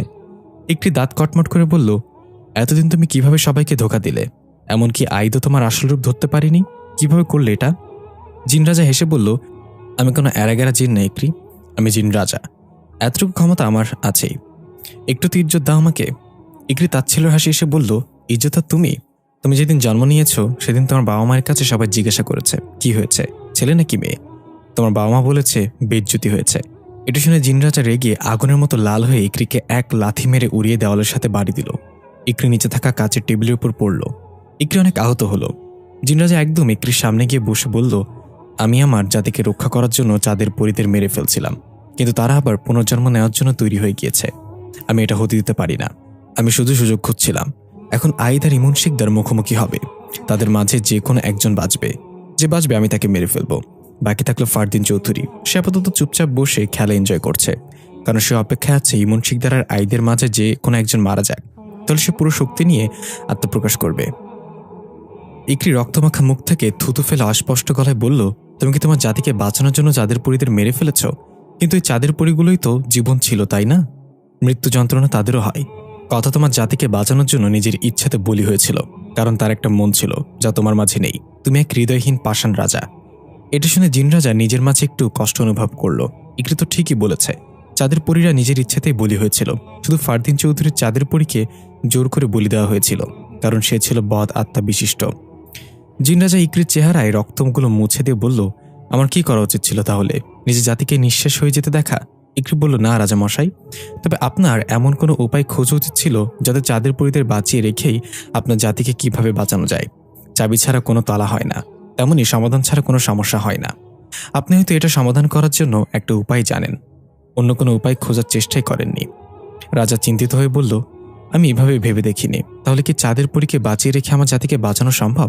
ইকরি বলল, হ্যাঁ রাজা, আমার বিশ্বাস অন্য কোনো উপায় অবশ্যই আছে। আপনি খুঁজে বের করেন দয়া করে। জিন রাজা ইকরির সারা শরীরে হাত বুলিয়ে দিল। সাথে সাথে ইকরির সব ক্ষতস্থান নিরাময় হয়ে গেল। ইকরি উঠে বসে পড়ল। জিন রাজা গিয়ে বেহুশ হয়ে পড়ে থাকা হাকিম এবং হাবিবার জ্ঞান ফিরালো। হাকিম উঠেই বুসুশীল মতো কুমফু স্টাইলে হাত উঠে বলল, খবরদার, নড়াচড়া করবেন না। আমি সবাইকে চারপাশ থেকে ঘিরে ফেলেছি। আমি সবাইকে একপাশ থেকে ঘিরে ফেলেছি। জিন রাজা হাসতে হাসতে বলল, তোমার সাথে অন্য কোনোদিন ফাইট হবে বাছা, এখন আমার যেতে হবে। তবে তোমরা আমার সাথে যাবে। ইকরি বলল, আমরা যাবো মানে? কেন? জিন রাজা বলল, যদি কোনো কারণে অন্য কোনো উপাস খুঁজে না পাই, তাহলে আমরা সেটাই করতে হবে যেটা এর আগে করেছি, ইকরিকে মারতে হবে। হাকিম বাধা দিতে চাইলে ইকরি বলল, ঠিক আছে, আমরা যাচ্ছি আপনার সাথে। একজন রাজার উপর বিশ্বাস করাই যায়। রাজারা কখনো বিশ্বাস ভঙ্গ করে না। আমার বিশ্বাস আপনি সর্বোচ্চ চেষ্টা করবেন। জিন রাজা একটু হেসে বলল, কথা দিলাম। আমি চাই না আবার আমার হাতে কারোর মৃত্যু হোক। এদিকে আমরা দেখতে পাই আইদ খুঁজতে খুঁজতে সেখানে পৌঁছে গিয়েছে যেখানে ইমন শিকদার ইকরি রূপী সালমাকে নিজের বশে করে রেখেছে। ইমন শিকদার আইদকে দেখে বলল, ওয়েলকাম মাই অলমাইটি। আমি তোমার জন্য অপেক্ষা করছিলাম। আইদ বলল, না না ইমন শিকদার, তুমি অপেক্ষা করছিলে তোমার শেষ দেখার জন্য। আমি এসেছি তোমাকে শেষ করার জন্য। ইমন শিকদার হেসে বলল, গিভ আপ। আমি হাল ছেড়ে দিয়েছি আইদ, তুমি ইকরিকে নিয়ে যাও। আমি নিজেই চলে যাচ্ছি, কারণ আমি জানি ইকরির মাঝে শুধু কথাই ফিরে আসতে পারবে। তাই আমার মন ভেঙে গিয়েছে। আইদ একটু অবাক হলো, কারণ ইমন শিকদার এত সহজে হার মেনে নিবে এটা আইদ ভুলেও ভাবেনি। আইদ ইকরিরূপী সালমাকে চোখের ইশারায় ডাক দিয়ে তার কাছে যেতে বলল, কারণ আইদ সন্দেহ করছিল ইমন শিকদার কিছু তো একটা প্ল্যান করে রেখেছে, কিন্তু কি সেটা? আগে সালামকে তার কাছ থেকে দূরে আনতে হবে। ইমন শিকদার অদ্ভুতভাবে বলল, যাও ইকরি, আইদ তোমাকে কাছে ডাকছে, যাও নিজের দায়িত্ব পালন করো। ইকরি এক ঝটকায় উঠে হেঁটে গিয়ে আইদের পেছনে দাঁড়ালো। আইদ বলল, সালাম তুই ঠিক আছিস তো? এটা শুনে ইমন শিকদার অবাক হয়ে বলল, সালাম মানে? তখনই ইকরিরূপী সালামের কানে বাজতে লাগলো সেই কথা, সে এখানে আসলে তার পিছে ছুরি ঢুকিয়ে দিবে। সালাম মন্ত্রমুগ্ধের মতো লুকিয়ে রাখা ছুরিটা বের করে ধাপ করে আইদের পিঠে ঢুকিয়ে দিল। আইদ সালামকে ধাক্কা দিয়ে ফেলে হাঁটু গেড়ে বসে পড়ল এবং বলল, সালাম, এটা তুই কি করলি ভাই? ততক্ষণে সালাম তার নিজের রূপে ফিরে এসেছে। এটা দেখে ইমন শিকদার অবাক হলেও তার কাজ তো হয়ে গেছে। সে হাসতে হাসতে আইদের সামনে এসে বুকে লাথি দিয়ে আইদকে ফেলে দিয়ে বলল, এখন হিসাব বরাবর হবে। তুই মরে গিয়ে আত্মা হয়ে ফিরে আসবে আমার মতো, কিন্তু ততদিনে আমি আমার চাঁদের পরীকে ফিরে আনবো। তোমার জন্য রইল অনেক সমবেদনা আইদ আহমেদ। আইদের মুখ থেকে রক্ত বেরোচ্ছে, পিঠে ছুরিটা এখনো বিঁধে আছে। আইদ কাঁপা কাঁপা গলায় বলল, আমি এখনো মরিনি ইমন শিকদার, যতক্ষণ আমার শ্বাস চলবে ততক্ষণ তুমি আমার থেকে নিরাপদ না। ইমন শিকদার বলল, তাহলে তোমাকে তো এখনই মরতে হবে আইদ, অনেক অপেক্ষা করেছে এই দিনটার জন্য। এই বলে ইমন শিকদার আইদের দিকে এগিয়ে গেল। আইদ বলল, আমাকে মেরে ফেললেও তো তোমার কোনো লাভ নেই, ইকরির মাঝে শুধু কথাই পুনর্জন্ম নিতে পারবে। আইদের কণ্ঠ শুনে ধীরে ধীরে সালামের হুঁশ ফিরছে। সালাম ইমন শিকদারের বশ থেকে বের হতে লাগলো। ইমন শিকদার বলল, সেটা আমি জানি, তাই আমি প্রথমে তোমাকে মারবো, তারপর কথাকে মারবো। তুমি বেঁচে থাকলে কথাকে মারতে পারবো না, তাই তোমাকে মরতেই হবে আইদ। ইমন শিকদার আইদের গলায় পা রেখে এক টানে পিঠে থাকা ছুরিটা বের করে ফেলল। আইদ ব্যথায় কুকড়ে উঠল, পিঠ থেকে গলগল করে রক্ত বের হয়ে মাটি ভিজে যাচ্ছে। ইমন শিকদার ছুরিটা হাতে নিয়ে উঁচু করলো আইদের বুকে ঢুকে দেওয়ার জন্য। বিদায় আইদ বলে শয়তানে হাসি দিয়ে ছুরি আইদের বুক বরাবর নিয়ে আসলেই ধাপ করে সালাম এসে ইমন শিকদারের হাত ধরে ফেলল এবং এক ঝটকা ইমন শিকদারকে ছুঁড়ে ফেলে দিল। আইদ ঝাপসা চোখে তাকিয়ে বলল, সালাম। সালামের চোখে ভাসতে লাগলো সে কিভাবে আইদের পিঠে ছুরি ঢুকিয়ে দিয়েছে। সালাম অস্থির হয়ে গেল আর কান্না করতে লাগলো, এটা আমি কি করেছি? কেন করেছি ওস্তাদ? আমাকে মাফ করে দিন। আমি জানি না আমার কি হয়েছিল। সালাম ইমন শিকদারের দিকে তাকিয়ে বলল, তুই আমাকে দিয়ে এটা করিয়েছিস তাই না? তোকে জাহান্নামে দেখিয়ে ছাড়বো। এই বলে সালাম ইমন শিকদারের দিকে তেড়ে গেল। খুব লড়াই শুরু হলো দুজনের মাঝে, কিন্তু সালাম ইমন শিকদারের সাথে পেরে উঠছে না। সালামকে মেরে আধমারা করে ফেলেছে প্রায়। আইদ কোনোরকম শক্তি সঞ্চার করে উঠে দাঁড়ানোর চেষ্টা করলো। প্রথমবার উঠতে গিয়ে আবার পড়ে গেল। দ্বিতীয়বার উঠে দাঁড়িয়ে নিজের গায়ের জামাটা খুলে ফেলল, তারপর সেটা ক্ষতস্থানে পেঁচিয়ে দিল খুব টাইট করে। ইমন শিকদার সালামের মাথায় আঘাত করছে এক এক করে। সালামের শরীর দেয়ালের মতো ফেটে যাচ্ছে ধীরে ধীরে। আইদ দৌড়ে গিয়ে ইমন শিকদারের মাথায় আঘাত করে তাকে ছিটকে ফেলে দিয়ে বলল, বলেছিলাম না যতক্ষণ আমার শ্বাস চলবে ততক্ষণ তুমি নিরাপদ না। এদিকে আমরা দেখতে পাই জিন রাজা ইকরিকে নিয়ে তার রাজ্যে চলে এসেছে। সাথে হাকিম এবং হাবিবাও আছে। রাজা তার সিংহাসনে বসে জরুরি বৈঠকের ঘোষণা দিতে বলল প্রহরীদের।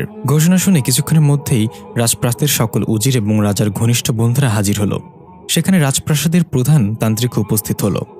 রাজা সবার উদ্দেশ্যে বলল, আমরা নিজেদেরকে বাঁচানোর জন্য ইতোমধ্যে 3 জন চাঁদের পরীক্ষা হত্যা করেছি। যদিও আমাদের তখন এটাই সঠিক মনে হয়েছিল, কিন্তু আমি উপলব্ধি করেছি তাদেরকে না মেরেও হয়তো আমরা কোনো উপায় বের করতে পারতাম। তারপর রাজা প্রধান তান্ত্রিককে উদ্দেশ্য করে বলল, আপনার হাতে 2 ঘন্টা সময় আছে তান্ত্রিক মশাই। এর মাঝে আপনি এমন কোনো উপায় খুঁজে বের করবেন যাতে চাঁদের পরী পুনর্জন্ম নিলেও জিন জাতি কোনো রকম ক্ষতির সম্মুখীন না হয়। তান্ত্রিক বলল, আপনার হুকুম মহামান্য রাজা, কিন্তু যদি এমন কোনো উপায় খুঁজে না পাই তাহলে কি হবে? রাজা ইকরির দিকে তাকিয়ে বলল, তাহলে সেটাই করব যেটা করা উচিত। এখন আপনি আপনার কাজে লেগে যান। রাজদরবারে কানাঘোষা করা শুরু হয়ে গেল। রাজা জিন জাতির পরোয়া করে না। রাজা এখন মানুষদের নিয়ে ভাবা শুরু করেছে। কেউ কেউ বলল রাজা এখন বৃদ্ধ হয়ে গেছে, তাই রাজার বুদ্ধি লোপ পেয়েছে। আবার কেউ কেউ বলল এখন সময় হয়েছে নতুন রাজা নির্ধারণ করার। রাজা এখানে এসব কথা ঠিকই চলে গেল। রাজা গর্জন করে সিংহাসন থেকে উঠে কর্কশ গলায় বলল, রাজার সিদ্ধান্ত নিয়ে যারা প্রশ্ন তুলবে তাদের শরীর এখান থেকে বের হবে, কিন্তু মাথা বের হবে না। আমি যা বলেছি তাই হবে। রাজার এক গর্জনে সবাই ভয়ে নিশ্চুপ হয়ে গেল। রাজা শান্ত হয়ে ধীর কণ্ঠে ইকরিকে বলল, তোমরা এখন গিয়ে বিশ্রাম করো। তান্ত্রিকের কাছে খবর পাওয়ার পর চূড়ান্ত সিদ্ধান্ত নেওয়া হবে। রাজা একজন প্রহরীকে ইকরিদের মেহমানখানায় নিয়ে যেতে বলল। প্রহরী তাদের মেহমানখানায় নিয়ে গেল। ইকরি বিছানায় বসে পড়ল ঠাস করে। যদি তান্ত্রিক কোনো উপায় খুঁজে না পায় তাহলে তো এটাই শেষ হবে। না জানি আইদ ওদিকে কেমন আছে। এদিকে ইমন শিকদার সালামকে প্রচণ্ডভাবে জখম করে ফেলেছে। সালাম আহত চেহারায় আইদের দিকে তাকিয়ে শুকনো হাসিতে বলল, উস্তাদ, আমার যদি কিছু হয়ে যায় তাহলে হাকিমকে বলবেন যেন 2টা প্রেম করে একসাথে, একটা ওর নিজের জন্য আর একটা আমার জন্য। আইদ বলল, কিছু হবে না তোর, আমি এখনো বেঁচে আছি। এই বলে আইদ খোরাতে খোরাতে পিঠে হাত দিয়ে চেপে ধরে ইমন শিকদারের সামনে গিয়ে দাঁড়ালো। ইমন শিকদার হাসতে হাসতে বলল, তোমার জন্য আমার মায়া হচ্ছে এখন। আদমরা হয়েও তুমি আমার সামনে দাঁড়িয়ে আছো আমাকে মারার জন্য। আইদ কিছু না বলে নিজের চোখ বন্ধ করে কিছু একটা পড়তে শুরু করলো। আইদ একটা ভীষণ দেখতে পেল। কথা রংধনুর দুনিয়ায় সাদা 3 পিস পরে দোলনায় বসে আছে, দোল খাচ্ছে। আশেপাশে হরেক রকমের পাখপাখালি উড়ে বেড়াচ্ছে, গান করছে। কথা দোলনা থেকে নেমে এসে ফিসফিস করে বলল, এখন সময় হয়েছে তোমার শক্তি প্রকাশ করার। ইমন শিকদারকে নিশ্চিহ্ন করে দাও। এতদিনে তপস্যা করা শক্তি আজকের জন্য জমা রেখেছ। চোখ খোলা আইদ। আইদ ধপ করে চোখ খুলে তাকালো। আইদের চোখ সম্পূর্ণ লাল টকটকে হয়ে গিয়েছে, চেহারায় কালো দাগ ফুটে উঠেছে। ইমন শিকদারও তার পুরো শক্তি দিয়ে আইদের উপর ঝাঁকিয়ে পড়ল। দুজনের মাঝে তুমুল লড়াই শুরু হলো। এবার ইমন শিকদার সম্পূর্ণ ঘায়েল হয়ে গেল। আইদের সামনে দাঁড়াতেই পারছে না। আইদ তাকে মারতে মারতে প্রায় শেষ করে ফেলেছে। ইমন শিকদার কাকুতি মিনতি করে বলল, থামো আইদ, থামো। আর কত মারবে এই বুড়ো মানুষটাকে?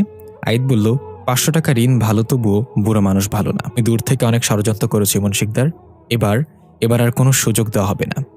ইমন শিকদার কাঁদতে কাঁদতে বলল, তুমি যেমন নিজের চাঁদের পুরীকে ফিরিয়ে আনার জন্য পাগল, আমিও তাই। তাহলে তোমার আর আমার মাঝে পার্থক্য কি আইদ? আইদ কিছু না বলে চুপ করে রইল। সালামের দিকে তাকিয়ে দেখলো সালাম ধীরে ধীরে নিস্তেজ হয়ে যাচ্ছে। আইদ বলল, আর একটু ওয়েট কর, আমরা এখান থেকে এখনই চলে যাব। তখন ইমন শিকদার সুযোগ বুঝে আইদের ক্ষতস্থানে আঘাত করে বসল। আইদ মাটিতে লুটিয়ে পড়ল। ইমন শিকদার হাসতে হাসতে দাঁড়িয়ে বলল, এবার দেখা যাবে কে কাকে মারে। তখন আইদের মনে পড়ল ইমন শিকদারের উচ্চ শব্দে অ্যালার্জি আছে। সাথে সাথে আইদ সালামের দিকে তাকিয়ে ইশারায় বলল, চিৎকার দিতে গলা ফাটিয়ে।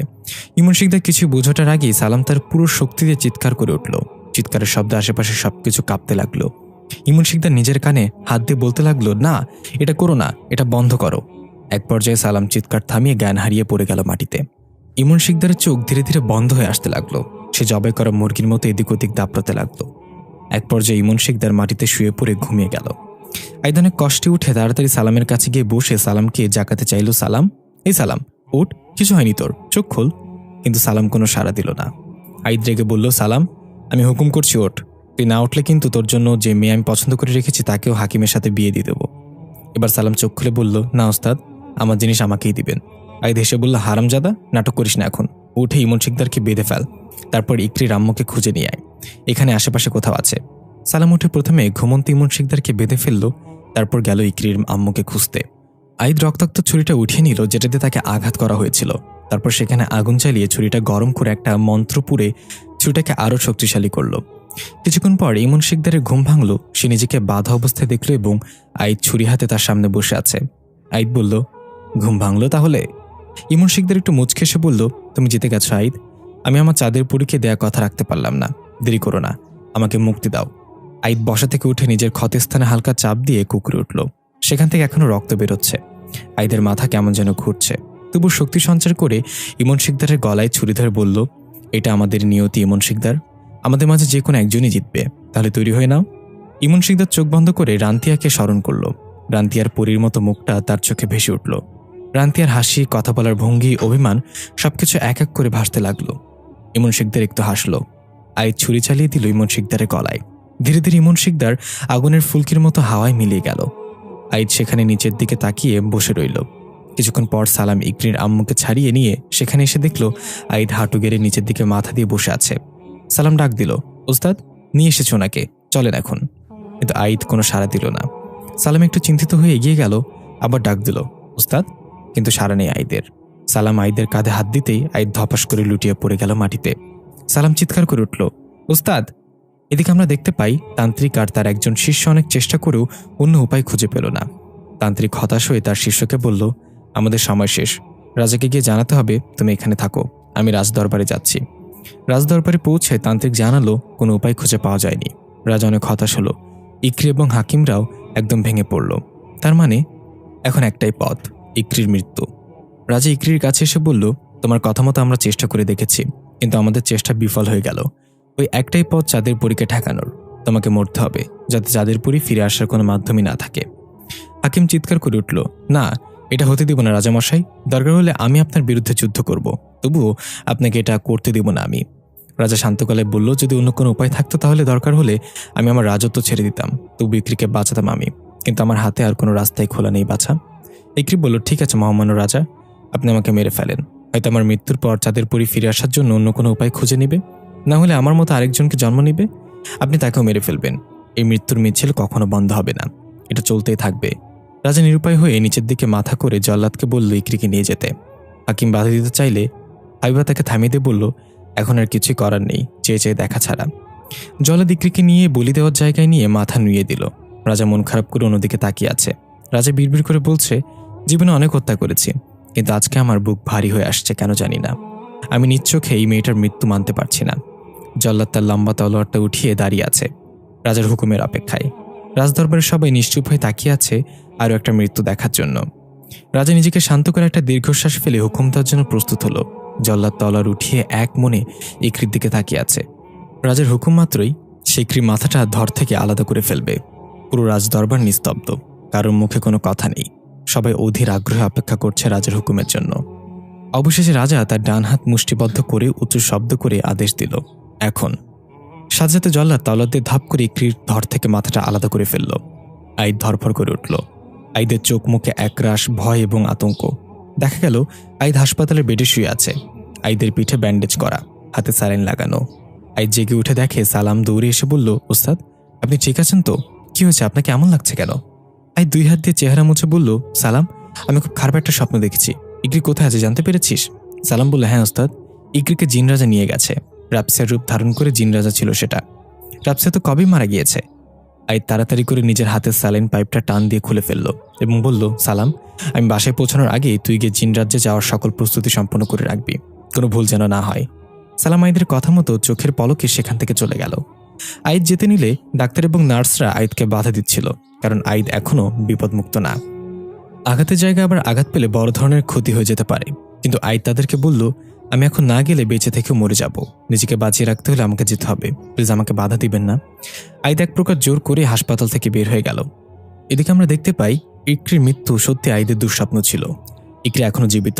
তান্ত্রিক তার শিষ্যদের সাথে ধ্যানে বসে উপায় খোঁজায় ব্যস্ত। ইকরি এবং হাকিমরা চিন্তিত চেহারায় বসে আছে। ইকরি বলল, হাকিম, আইদের কোনো খবর পেয়েছ? সে কেমন আছে? ইমন শিকদারের কি হলো? হাকিম বলল, না, জিন রাজ্য থেকে পৃথিবীর কারোর সাথে যোগাযোগ করা যায় না সরাসরি, কিন্তু আমি কয়েকবার সালামের সাথে যোগাযোগ করার চেষ্টা করেছি। সালামকে শুধু এতটুকু জানাতে সক্ষম হয়েছে যে আমরা জিন রাজ্যে আছি, তারপর আর যোগাযোগ সম্ভব হয়নি। হাবিবা বলল, তাহলে কি ইমন শিকদার আইদ এবং সালমাকে হারিয়ে দিয়েছে? হাকিম এই প্রথম হাইবার উপর চরম ক্ষিপ্ত হয়ে হাইবার থুতনি চেপে ধরে বলল, খবরদার এটা বলবে না, আমার ওস্তাদ হারতে শেখেনি, দেখবে সময় মতো এখানে চলে আসবে। ইকরি বলল, তাই যেন হয় হাকিম, আমি নিজেকে নিয়ে ভয় পাই না, আমিও চাই আইদ তার চাঁদের পরীকে ফিরে পাক। এদিকে আইদ সরাসরি বাসায় এসে তন্ত্রমন্ত্রের কক্ষে প্রবেশ করল। সালাম জিন রাজ্যে যাওয়ার জন্য সবকিছু প্রস্তুত করে রেখেছে। কক্ষের মেঝেতে বড় একটা বালতিতে পানি পূর্ণ করে রাখা, সে পানিতে গোলাপের পাপড়ি ছিটানো। সালাম বলল, ওস্তাদ, জিন রাজ্যে যেতে হলে আপনাকে এই পানিতে ডুব দিতে হবে এবং যতক্ষণ না সেখানে পৌঁছে যান ততক্ষণ ওঠা যাবে না এবং নিঃশ্বাস নেওয়া যাবে না। যদি মাঝপথে আপনি উঠে যান তাহলে আপনি মারা যাবেন নিঃসন্দেহে। আইদ বলল, যেভাবেই হোক আমাকে এটা করতেই হবে সালাম, জিন রাজা ইকরিকে মেরে ফেলবে, আমি দ্বিতীয়বার চাঁদের পরীকে হারাতে পারবো না। আইদকে বড় বালতির মাঝে নেমে পড়ল। সালাম একটা সুরামদানি থেকে কিছুটা পানিতে মিশিয়ে দিল। এরপর আইদ চোখ বন্ধ করে বড় বড় নিঃশ্বাস নিয়ে সেখানে ডুব দিল। আইদ বুঝতে পারল পানির স্রোত তাকে অনেক দূর নিয়ে যাচ্ছে। আশেপাশে থেকে কিছু অদ্ভুত শব্দ কানে আসছে। আইদ চোখ না খুলে একদম অপেক্ষা করতে লাগলো। আইদের নিঃশ্বাস প্রায় শেষ হয়ে আসছে, এখনো স্রোতের টানে কোথাও যেন ছুটে চলেছে আইদ, আর থাকা যাচ্ছে না, এই বুঝি দম বন্ধ হয়ে যাচ্ছে পানির নিচে। তখনই আইদ আছড়ে গিয়ে পড়ল একটা গাছের ছায়ায়। আইদ কাশতে কাশতে দম নিতে লাগলো। আইদের আগেই সেখানে সালাম চলে এসেছে। সালাম এসে তাড়াতাড়ি তার মুখ থেকে গরম হাওয়া বের করে আইদকে উষ্ণ করে তুলল। আইদ স্বাভাবিক হয়ে বলল, আমরা কি চলে এসেছি সালাম? সালাম বলল, হ্যাঁ ওস্তাদ, একটু সামনে রাজপ্রাসাদ, চলেন তাড়াতাড়ি, আমাদের হাতে সময় নেই। এদিকে আমরা দেখতে পাই তান্ত্রিক ধ্যানে বসে যেই রাস্তায় যাচ্ছে উপায় খোঁজবার জন্য সেই রাস্তায় চাঁদের পরীর কাটা মাথা পড়ে আছে। তার মানে চাঁদের পরীর মৃত্যু ছাড়া অন্য কোনো উপায় নেই। তান্ত্রিকের জন্য রাজার বেঁধে দেওয়ার সময় ফুরিয়ে আসছে, সত্যি সত্যি অন্য কোনো উপায় খুঁজে পাওয়া গেল না। তান্ত্রিক ব্যর্থ হয়ে চলে গেল রাজদরবারে। সেখানে সবাই উপস্থিত, ইকরিরা অপেক্ষা করে আছে তান্ত্রিকের খবরের জন্য। রাজা সিংহাসনে সমাহীন।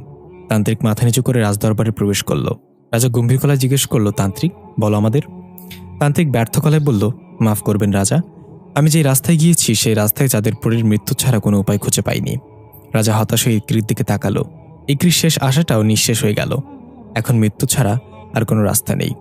রাজা অনেক কষ্টে ঘোষণা দিল, তাহলে তাই হবে। এখন আগে যা হয়েছিল, চাঁদের পরীর ফিরে আসার মাধ্যমেই মানব মেয়েকে বলি দেওয়া হবে। তখনই সেখানে একটা কণ্ঠ বলে উঠল, আমি বেঁচে থাকতে এটা কখনো হতে দেব না। সবাই চমকে গিয়ে তাকালো রাজপ্রাসাদের রাজদরবারে। ইকরি মুখে ভুবন ভোলানো হাসি দিয়ে বলল, আইদ। প্রহরীরা তীরতলোয়ার নিয়ে আইদের দিকে তাক করল। আইদ বলল, মহামান্য রাজা, আমি আপনার সাথে এখানে দ্বন্দ্বে জড়াতে আসিনি, আর আমি একা আপনার এই বিশাল সৈন্যবাহিনীর সাথে যুদ্ধ করার মতো বোকাও নই।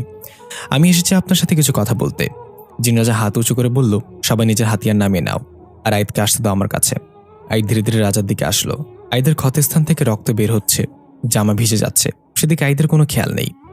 একটু আইদের দিকে এক আকাশ সমান আশা নিয়ে তাকিয়ে আছে। আইদ জিন রাজার সামনে দাঁড়িয়ে কুর্নিশ প্রদান করল। রাজা বললেন, বলো কি বলতে চাও, আমি শুনছি। আইদ বলল, আমি জানি আপনি যা করছেন তা আপনার জাতিকে রক্ষা করার জন্য করছেন, কিন্তু আমি আপনাকে বলতে চাই, একটু আগে আমি ইমন শিকদারকে তার ঠিকানায় পাঠিয়ে দিয়ে এসেছি। আমার সামনে যদি এমন 100 ইমন শিকদারও আসে, আমি তাদের সবাইকে শেষ করব। চাঁদের পরীর পুনর্জন্ম নেওয়ার জন্য সম্পূর্ণ প্রস্তুত। আপনি যদি আপনার জাতিকে বাঁচানোর জন্য ইকরিকে মারতে চান, তাহলে আমি ইকরিকে বাঁচানোর জন্য আপনার সাথে যুদ্ধ ঘোষণা করছি এই মুহূর্তে। রাজা প্রচণ্ড ক্ষিপ্ত হয়ে সিংহাসন থেকে উঠে গর্জন করে বলল, তুমি ভুলে যেও না কার সামনে দাঁড়িয়ে আছো। আমি জিন জাতির মাঝে সবচেয়ে বড় গোষ্ঠী কাজ্জাম জিনদের রাজা। আইদ গর্জন করে বলল, আপনি যদি রাজা হন তাহলে আমি চাঁদের পরীর রক্ষক। আমি আমার শেষ নিঃশ্বাস থাকা অব্দি আপনার সাথে যুদ্ধ চালিয়ে যাব। রাজা ক্ষিপ্র হয়ে বলল, প্রহরী, বন্দী করে এই মানব সন্তানকে। রাজার সাথে বেয়াদবি করার জন্য তার মৃত্যুদণ্ড কার্যকর করা হবে, তবে তার আগে ওই মেয়েকে বলি দিতে হবে। প্রহরীরা আইদকে বন্দী করতে আসলে আইদ তাদের উপর নিজের পুরো শক্তিতে আক্রমণ করল। সাথে সালাম ও হাকিমও যোগ দিল। মুহূর্তের মাঝে রাজার দরবারে বিশৃঙ্খলা দেখা দিল। লড়াইয়ের মাঝে সাধারণ জিনেরা যে যার মতো ছুটে পালাতে লাগলো। রাজার আগে গড়গড় করতে করতে সিংহাসনে হাত দিয়ে চাপাচ্ছে আর আইদের দিকে হিংস্র পশুর মতো তাকিয়ে আছে। আইদের সাথে সাধারণ প্রহরীরা কিছুতেই পেরে উঠছে না। আইদ এত বছর সাধনা করে জিনদের সাথে লড়াই করার যত কৌশল শিখেছে তাদের লড়াই চালিয়ে যাচ্ছে। এক পর্যায়ে শক্তিশালী সৈন্যরা এগিয়ে আসতে চাইলে রাজা হাতের ইশারায় তাদেরকে থামিয়ে দিল এবং নিজে উঠে গিয়ে আইদকে প্রচণ্ডভাবে আঘাত করতে লাগলো। আইদ রাজার সাথে কোনোভাবেই পেরে উঠছে না। রাজা আইদকে মেরে আধমরা করে ফেলল। ইকরি চিৎকার করে বলল, আর মারবেন না আইদকে, আপনি আমাকে মেরে ফেলুন, তবু আইদকে ছেড়ে দিন, দয়া করুন রাজা। রাজা নিজেকে শান্ত করে তারপর প্রহরীদের বলল, একে শিকল দিয়ে বেঁধে রাখো, ওই মেয়েকে এর সামনে বলি দেওয়া হবে। তারপর ওকেও মেরে ফেলা হবে। সালাম এবং হাকিমকে আটকে ফেলা হলো। আইদ ঝাপসা চোখে দেখতে পাচ্ছে ইকরিকে বলি দেওয়ার জন্য নিয়ে যাওয়া হচ্ছে টেনে হিচড়ে। আইদ বিড়বিড় করে বলছে, আমি কাউকে ছাড়বো না, ওকে ছেড়ে দাও। একটি চোখে পানি নিয়ে বলির স্থানে মাথা রাখলো। জল্লাদ তার তলার উঁচু করে দাঁড়িয়ে আছে। রাজা গিয়ে সিংহাসনে বসলো, তারপর হুকুম দেওয়ার জন্য ডান হাত উঁচু করলো। রাজার চেহারায় প্রচণ্ড ক্ষোভ দেখা যাচ্ছে। আইদের দুঃস্বপ্নের পুনরাবৃত্তি হতে চলেছে। তার মানে জল্লাদ এখন ইকরির মাথার ধর থেকে আলাদা করে ফেলবে। রাজা হাত নামিয়ে বলল, এখন। জল্লাদ তলর নামালো ইকরির মাথা বরাবর। আইদ তার পুরো শক্তি দিয়ে চিৎকার করে উঠল। হাকিম এবং সালাম নিজেদের চোখ বন্ধ করে ফেলল। তখন একটা আগুনের তীর এসে জল্লাদের হাতে থেকে তলোয়ার ফেলে দিল। সবাই হতবাক। রাজা প্রচণ্ড রেগে চিৎকার করে বলে উঠল, কার এত বড় সাহস আমার হুকুমের বিরোধিতা করার? তখনই সবার চোখ গেল রাজকুমারের মতো একটা ছেলে রাজকীয় ধনুক হাতে রাজদরবারের মাঝে দাঁড়িয়ে আছে চোখ বন্ধ করে। ইকরি মাথা উঠিয়ে দাঁড়িয়ে পড়ল। আইদ চোখ মেলে তাকালো। ছেলেটা তার চোখ খুলে রাজার দিকে তাকিয়ে বলল, আমার এত বড় সাহস মহামান্য রাজা? ছেলেটার কপালে আরেকটা চোখ ভেসে উঠল। রাজা অবাক হয়ে বলল, 3 চোখওয়ালা জিনদের রাজকুমার গালিব, তুমি এখানে কিভাবে, কেন? রাজকুমার গালিব তার ধনুকটা একজনের হাতে দিয়ে হাওয়ায় ভেসে রাজার কাছে এসে মাথা নুইয়ে কুর্নিশ করল। রাজা গালিবের মাথায় হাত দিয়ে বলল, তোমার বাবা মানে রাজা তাবরিজ কেমন আছেন? গালিব বলল, উনি পুরোপুরি ঠিক আছে, তবে আমার মনে হয় আপনি ঠিক নেই। আপনার কার্যম রাজ্য ঠিকঠাক মতো চলছে না। রাজা একটু ধমক দিয়ে বলল, কি বলতে চাও তুমি? আর তোমার এখানে আসার কারণ কি? গালিব বলল, এখনই জানতে পারবেন। এই বলে কাউকে ডাক দিল। ইন্নাত। ভিড়ের মাঝখান থেকে একটা 5-6 বছরের ফুটফুটে মেয়ে বেরিয়ে আসলো হাসি মুখে। রাজকুমার গালিব তাকে কলিনে বলল, এই হলো আমার মেয়ে ইন্নাত, আর ও একজন চাঁদের পরী। এটা শুনে রাজা সবাই অনেক অবাক হয়ে গেল। তার মানে চাঁদের পরী জীবিত আছে? এটা কিভাবে হতে পারে? রাজকুমার গালিব বলল, আগে সবকিছু নিয়ন্ত্রণে নিয়ে আসেন মহামান্য রাজা। ওই ছেলেকে ছেড়ে দেন, আর চাঁদের পরীর জন্য যেই মেয়েকে বলি দিতে যাচ্ছিলেন তাকেও ছেড়ে দেন। তারপর আমরা বসে কথা বলবো, মৃত্যু ছাড়াও অন্য উপায় আছে। রাজা রাজকুমার গালিবের কথা শুনে অনেক খুশি হয়ে আইদকে ছেড়ে দিল এবং প্রয়োজনীয় চিকিৎসা দিল। ইকরিকেও ছেড়ে দেওয়া হলো। তারপর মজলিসে সবাই একসাথে বসলো। রাজা জিজ্ঞাসা করলো, এবার বলো রাজকুমার গালিব, তোমার নিজের মেয়েও একজন চাঁদের পরী হওয়া সত্ত্বেও কিভাবে তাকে রাজা তাবজির বাঁচিয়ে রাখলো? গালিব বলা শুরু করলো, আমি একজন মানব মেয়েকে বিয়ে করেছিলাম যার নাম ছিল আফরিন, আর এই কারণেই আমার সন্তান পায়ের তলায় চাঁদের চিহ্ন নিয়ে জন্ম নিয়েছে। আমার বাবা তার রাজ্যের অর্ধেক জিন হারাতে প্রস্তুত ছিল, কিন্তু তার নাতনিকে মারতে প্রস্তুত ছিল না। কিন্তু আমি সেটা হতে দিতে পারি না। নিজের সন্তানের জন্য আমার রাজ্যের অর্ধেক জিন মারা যাবে এটা মানা যায় না। আমি দিনরাত ধ্যানে বসে রইলাম উপায় খুঁজে বের করার জন্য। কোনোভাবেই মৃত্যু ছাড়া অন্য কোনো উপায় পাচ্ছিলাম না। অবশেষে অনেক তপস্যা করার পর আমার তৃতীয় চোখে ধরা দিল একটা উপায়, যে উপায়ে চাঁদের পরীর মৃত্যু ছাড়াও অর্ধেক জিনজাতি বাঁচানো সম্ভব। এটা শুনে রাজস্ব সবাই কৌতূহল নিয়ে গালিবের দিকে তাকিয়ে রইল। গালিব তার মেয়ে ইন্নাতের কপালে চুমু খেয়ে বলল, সেই উপায়টা হলো চাঁদের পরীকে আগুনের কুণ্ডলীর মধ্য দিয়ে পার হতে হবে। যদি তার মন পরিষ্কার থাকে তাহলে সে কুণ্ডলী পার হয়ে একজন সাধারণ মানুষ হয়ে সেখান থেকে বের হয়ে আসবে। এতে করে সে তার মাঝে থাকা সকল অলৌকিক শক্তি হারিয়ে ফেলবে, সম্পূর্ণরূপে একজন মানুষ হয়ে যাবে। তার জন্য কোনো জিন ক্ষতিগ্রস্ত হবে না। আর যদি তার মন পরিষ্কার না থাকে, সে যদি তার শক্তি হারাতে না চায়, সে যদি একজন সাধারণ মানুষ হিসেবে আত্মপ্রকাশ করতে দ্বিধাবোধ করে, তাহলে সে ওই আগুনে পুড়ে কয়লা হয়ে যাবে। এবার আইদ বলল, তাহলে আমি কিভাবে বুঝবো আমাদের চাঁদের পরীর মন পরিষ্কার কিনা? গালিব বলল, এটা বোঝার কোনো উপায় নেই, সম্পূর্ণ তার মনের উপর নির্ভর করবে। এখন তুমি যদি চাও তাহলে আমি নিজে তোমার চাঁদের পরীকে এই মেয়ের মাঝে ফিরিয়ে আনবো। তারপর এই উপায়ে তাকে বাঁচাতেও পারবো, আবার মারতেও পারবো। এটা একমাত্র উপায়।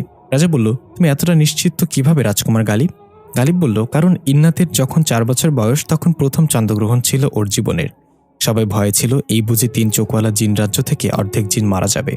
কিন্তু আমি এই পদ্ধতির মাধ্যমে সেদিন ইন্নাতকেও বাঁচিয়ে নিয়েছিলাম, আমার রাজ্যকেও বাঁচিয়ে নিয়েছি। আইদ বলল, আমি এটা করতে রাজি আছি। এখন এটা ছাড়া আর কোনো অপশন নেই। ইকরি, তুমি কি আমাকে সাহায্য করবে? ইকরি বলল, এমনিতেও আমি এটা করার জন্য প্রস্তুত ছিলাম। আমি জানি আপনার মন সবসময় চাঁদের পরীর জন্য অস্থির থাকে। আমার জন্য আপনার মনে কোনো ফিলিংস নেই। তবু আমি আপনার সাথে না থাকতে পারি, অন্তত আমার শরীরটা তো থাকবে, এতে আমি খুশি। পাশ থেকে সালাম হাকিমের কানে গিয়ে বলল, লাইলা মজনু কাঁদিয়ে ছাড়বে ভাই, টিস্যু পেপার রেডি আছে তো? হাকিম একটু চোখ বড় করে তাকালো সালামের দিকে। গালিব রাজের অনুমতি নিয়ে তারা কাজ শুরু করলো। রাজিকে আগুনের কুণ্ডলী প্রস্তুতের কাজে প্রহরীদের বুঝিয়ে দিচ্ছে। ফ্লোরের মাঝে ইকরিকে শুয়ে দিয়ে গালিব আইদ ইকরির হাত শক্ত করে ধরে আছে। গালিব বলল, চাঁদের পরী যখন ইকরির শরীরে প্রবেশ করবে তখন ইকরির আত্মা তার শরীর থেকে বের হয়ে যাবে। তখন তুমি ওর হাতে ভুলেও ছাড়বে না আইদ, কারণ তোমার স্পর্শ বিচ্ছিন্ন হয়ে গেলে ইকরির মাঝ থেকে দুজনের আত্মাই বেরিয়ে যাবে। আইদ বলল, আপনি চিন্তা করবেন না রাজকুমার গালিব, আমি মরে গেলেও ইকরির হাত ছাড়ব না। গালিব তার কাজ শুরু করে দিল। রংধনুর 7 রং ছিটিয়ে দিল ইকরির ওপর। এক ধরনের নীল রঙের পানি একটা পাতের উপর নিয়ে ইকরিকে পান করিয়ে দিতেই ইকরি চলে গেল অন্য জগতে। এখানে আশেপাশে শুধু রং বেরঙের মেঘের মতো ধোঁয়া উঠছে। এটাই হলো রংধনুর দুনিয়া। ইকরি এক জায়গায় দাঁড়িয়ে চোখ ঘুরিয়ে ঘুরিয়ে তাকাচ্ছে। হঠাৎ পেছন থেকে কেউ কাঁধে হাত রাখতেই ইকরি চমকে গিয়ে তাকালো। সেই চাঁদের পরীর মতো স্বচ্ছ একটা মেয়ে দাঁড়িয়ে আছে হাসি মুখে। মেয়েটা বলল, তোমাকে আয়াত পাঠিয়েছে তাই না? ইকরি বলল, তুমিই তাহলে চাঁদের পরী? কথা মাথা নাড়িয়ে হ্যাঁসূচক জবাব দিয়ে ধীরে ধীরে ধোয়ার মতো হয়ে ইকরির শরীরে মিশে যেতে লাগলো। এদিকে বাস্তব দুনিয়ার ইকরি ছটফট করা শুরু করলো। আয়াত যেন ইকরির হাত ধরে রাখতে পারছে না। এক পর্যায়ে ইকরির মুখ থেকে সুন্দর একটা প্রজাপতি বের হলো। গালিব বলল, ভালো থেকো ইকরি। প্রজাপতিটা উড়ে চলে গেল এক অজানা গন্তব্যের দিকে। ইকরি এখনো চোখ বন্ধ করে শুয়ে আছে। আয়াত বলল, ইকরি চোখ খুলতেছ না কেন? গালিব বলল, একটু দাঁড়াও, এখনই ফিরে আসবে। বলতে না বলতে ইকরি চোখ খুলে তাকালো। আয়াত খুশি হয়ে বলল, কথা? ইকরি মাথা নাড়িয়ে সায় দিল। তার মানে ইকরির মাঝে এখন কথা চলে এসেছে। গালিব বলল, তাড়াতাড়ি আমাদের কাজ সম্পন্ন করতে হবে। আয়াত, তুমি কথাকে সবকিছু বুঝিয়ে আগুনের কুণ্ডলীর কাছে নিয়ে আসো। আয়াত কথাকে সবকিছু বুঝিয়ে বলল, কথা রাজি হয়ে গেল এবং বলল, আমার এসব শক্তির দরকার নেই, আমি তো শুধু তোমার সাথে থাকতে চাই।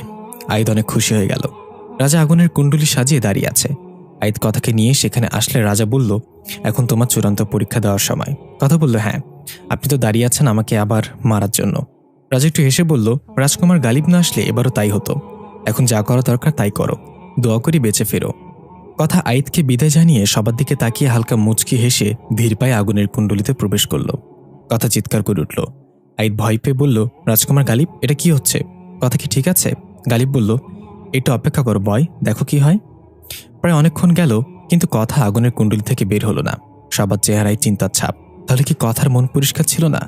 আয়াত অধীর আগ্রহে তাকিয়ে আছে। তখনই সবাইকে চমকে দিয়ে বের হয়ে এলো কথা একজন সাধারণ মানুষের বেশে। সবার মুখে হাসি ফুটল। আয়াত দৌড়ে গিয়ে কথাকে জড়িয়ে ধরল। সালাম বলল, এই সবাই চোখ বন্ধ কর, এসব বাচ্চাদের জন্য না। হাকিম বলল, এখানে তুই ছাড়া সবাই বড়। জিনরাজা রাজকুমার গালিবকে জড়িয়ে ধরে বলল, অনেক অনেক ধন্যবাদ তোমাকে। এত শত বছরের মৃত্যুর নিয়ম তুমি আজ বদলে দিলে। সত্যি তুমি ভবিষ্যতে 3 চোখওয়ালা জিনদের যোগ্য রাজা। গালিব তার মেয়ে ইন্নাতকে কোলে নিয়ে সবার কাছ থেকে বিদায় নিল। আয়াত দৌড়ে এসে গালিবের হাতে চুমু খেয়ে বলল, আমি চিরদিন আপনার কাছে কৃতজ্ঞ থাকব। গালিব একটু হেসে আয়াতের কানের কাছে গিয়ে বলল, তোমার কাছে খুচরা 50 টাকা হবে? যাওয়ার ভাড়া নেই আমার কাছে। আয়াত হেসে বলল, আপনি তো আমার মতোই ভাই। গালিব ভ্রু কুঁচকে তাকালে আয়াত জিহ্বায় কামড় দিয়ে বলল, সরি, আমি আপনার মতো।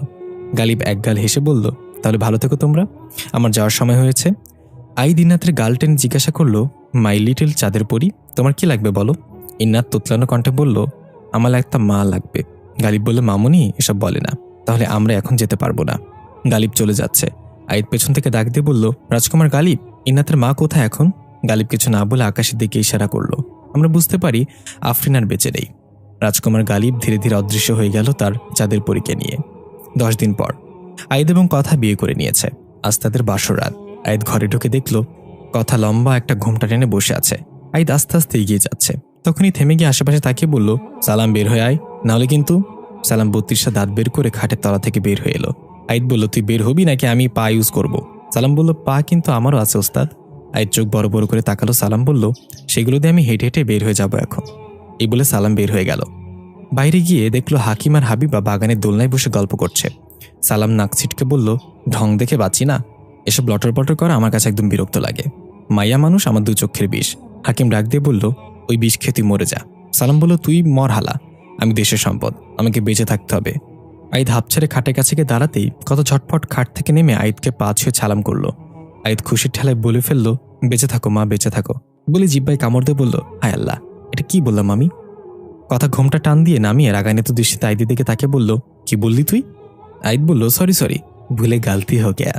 কথা আয়াতের উপর ঝাঁপিয়ে পড়ল। অবশেষে কথা আয়াতকে জড়িয়ে ধরে দাঁড়িয়ে রইল।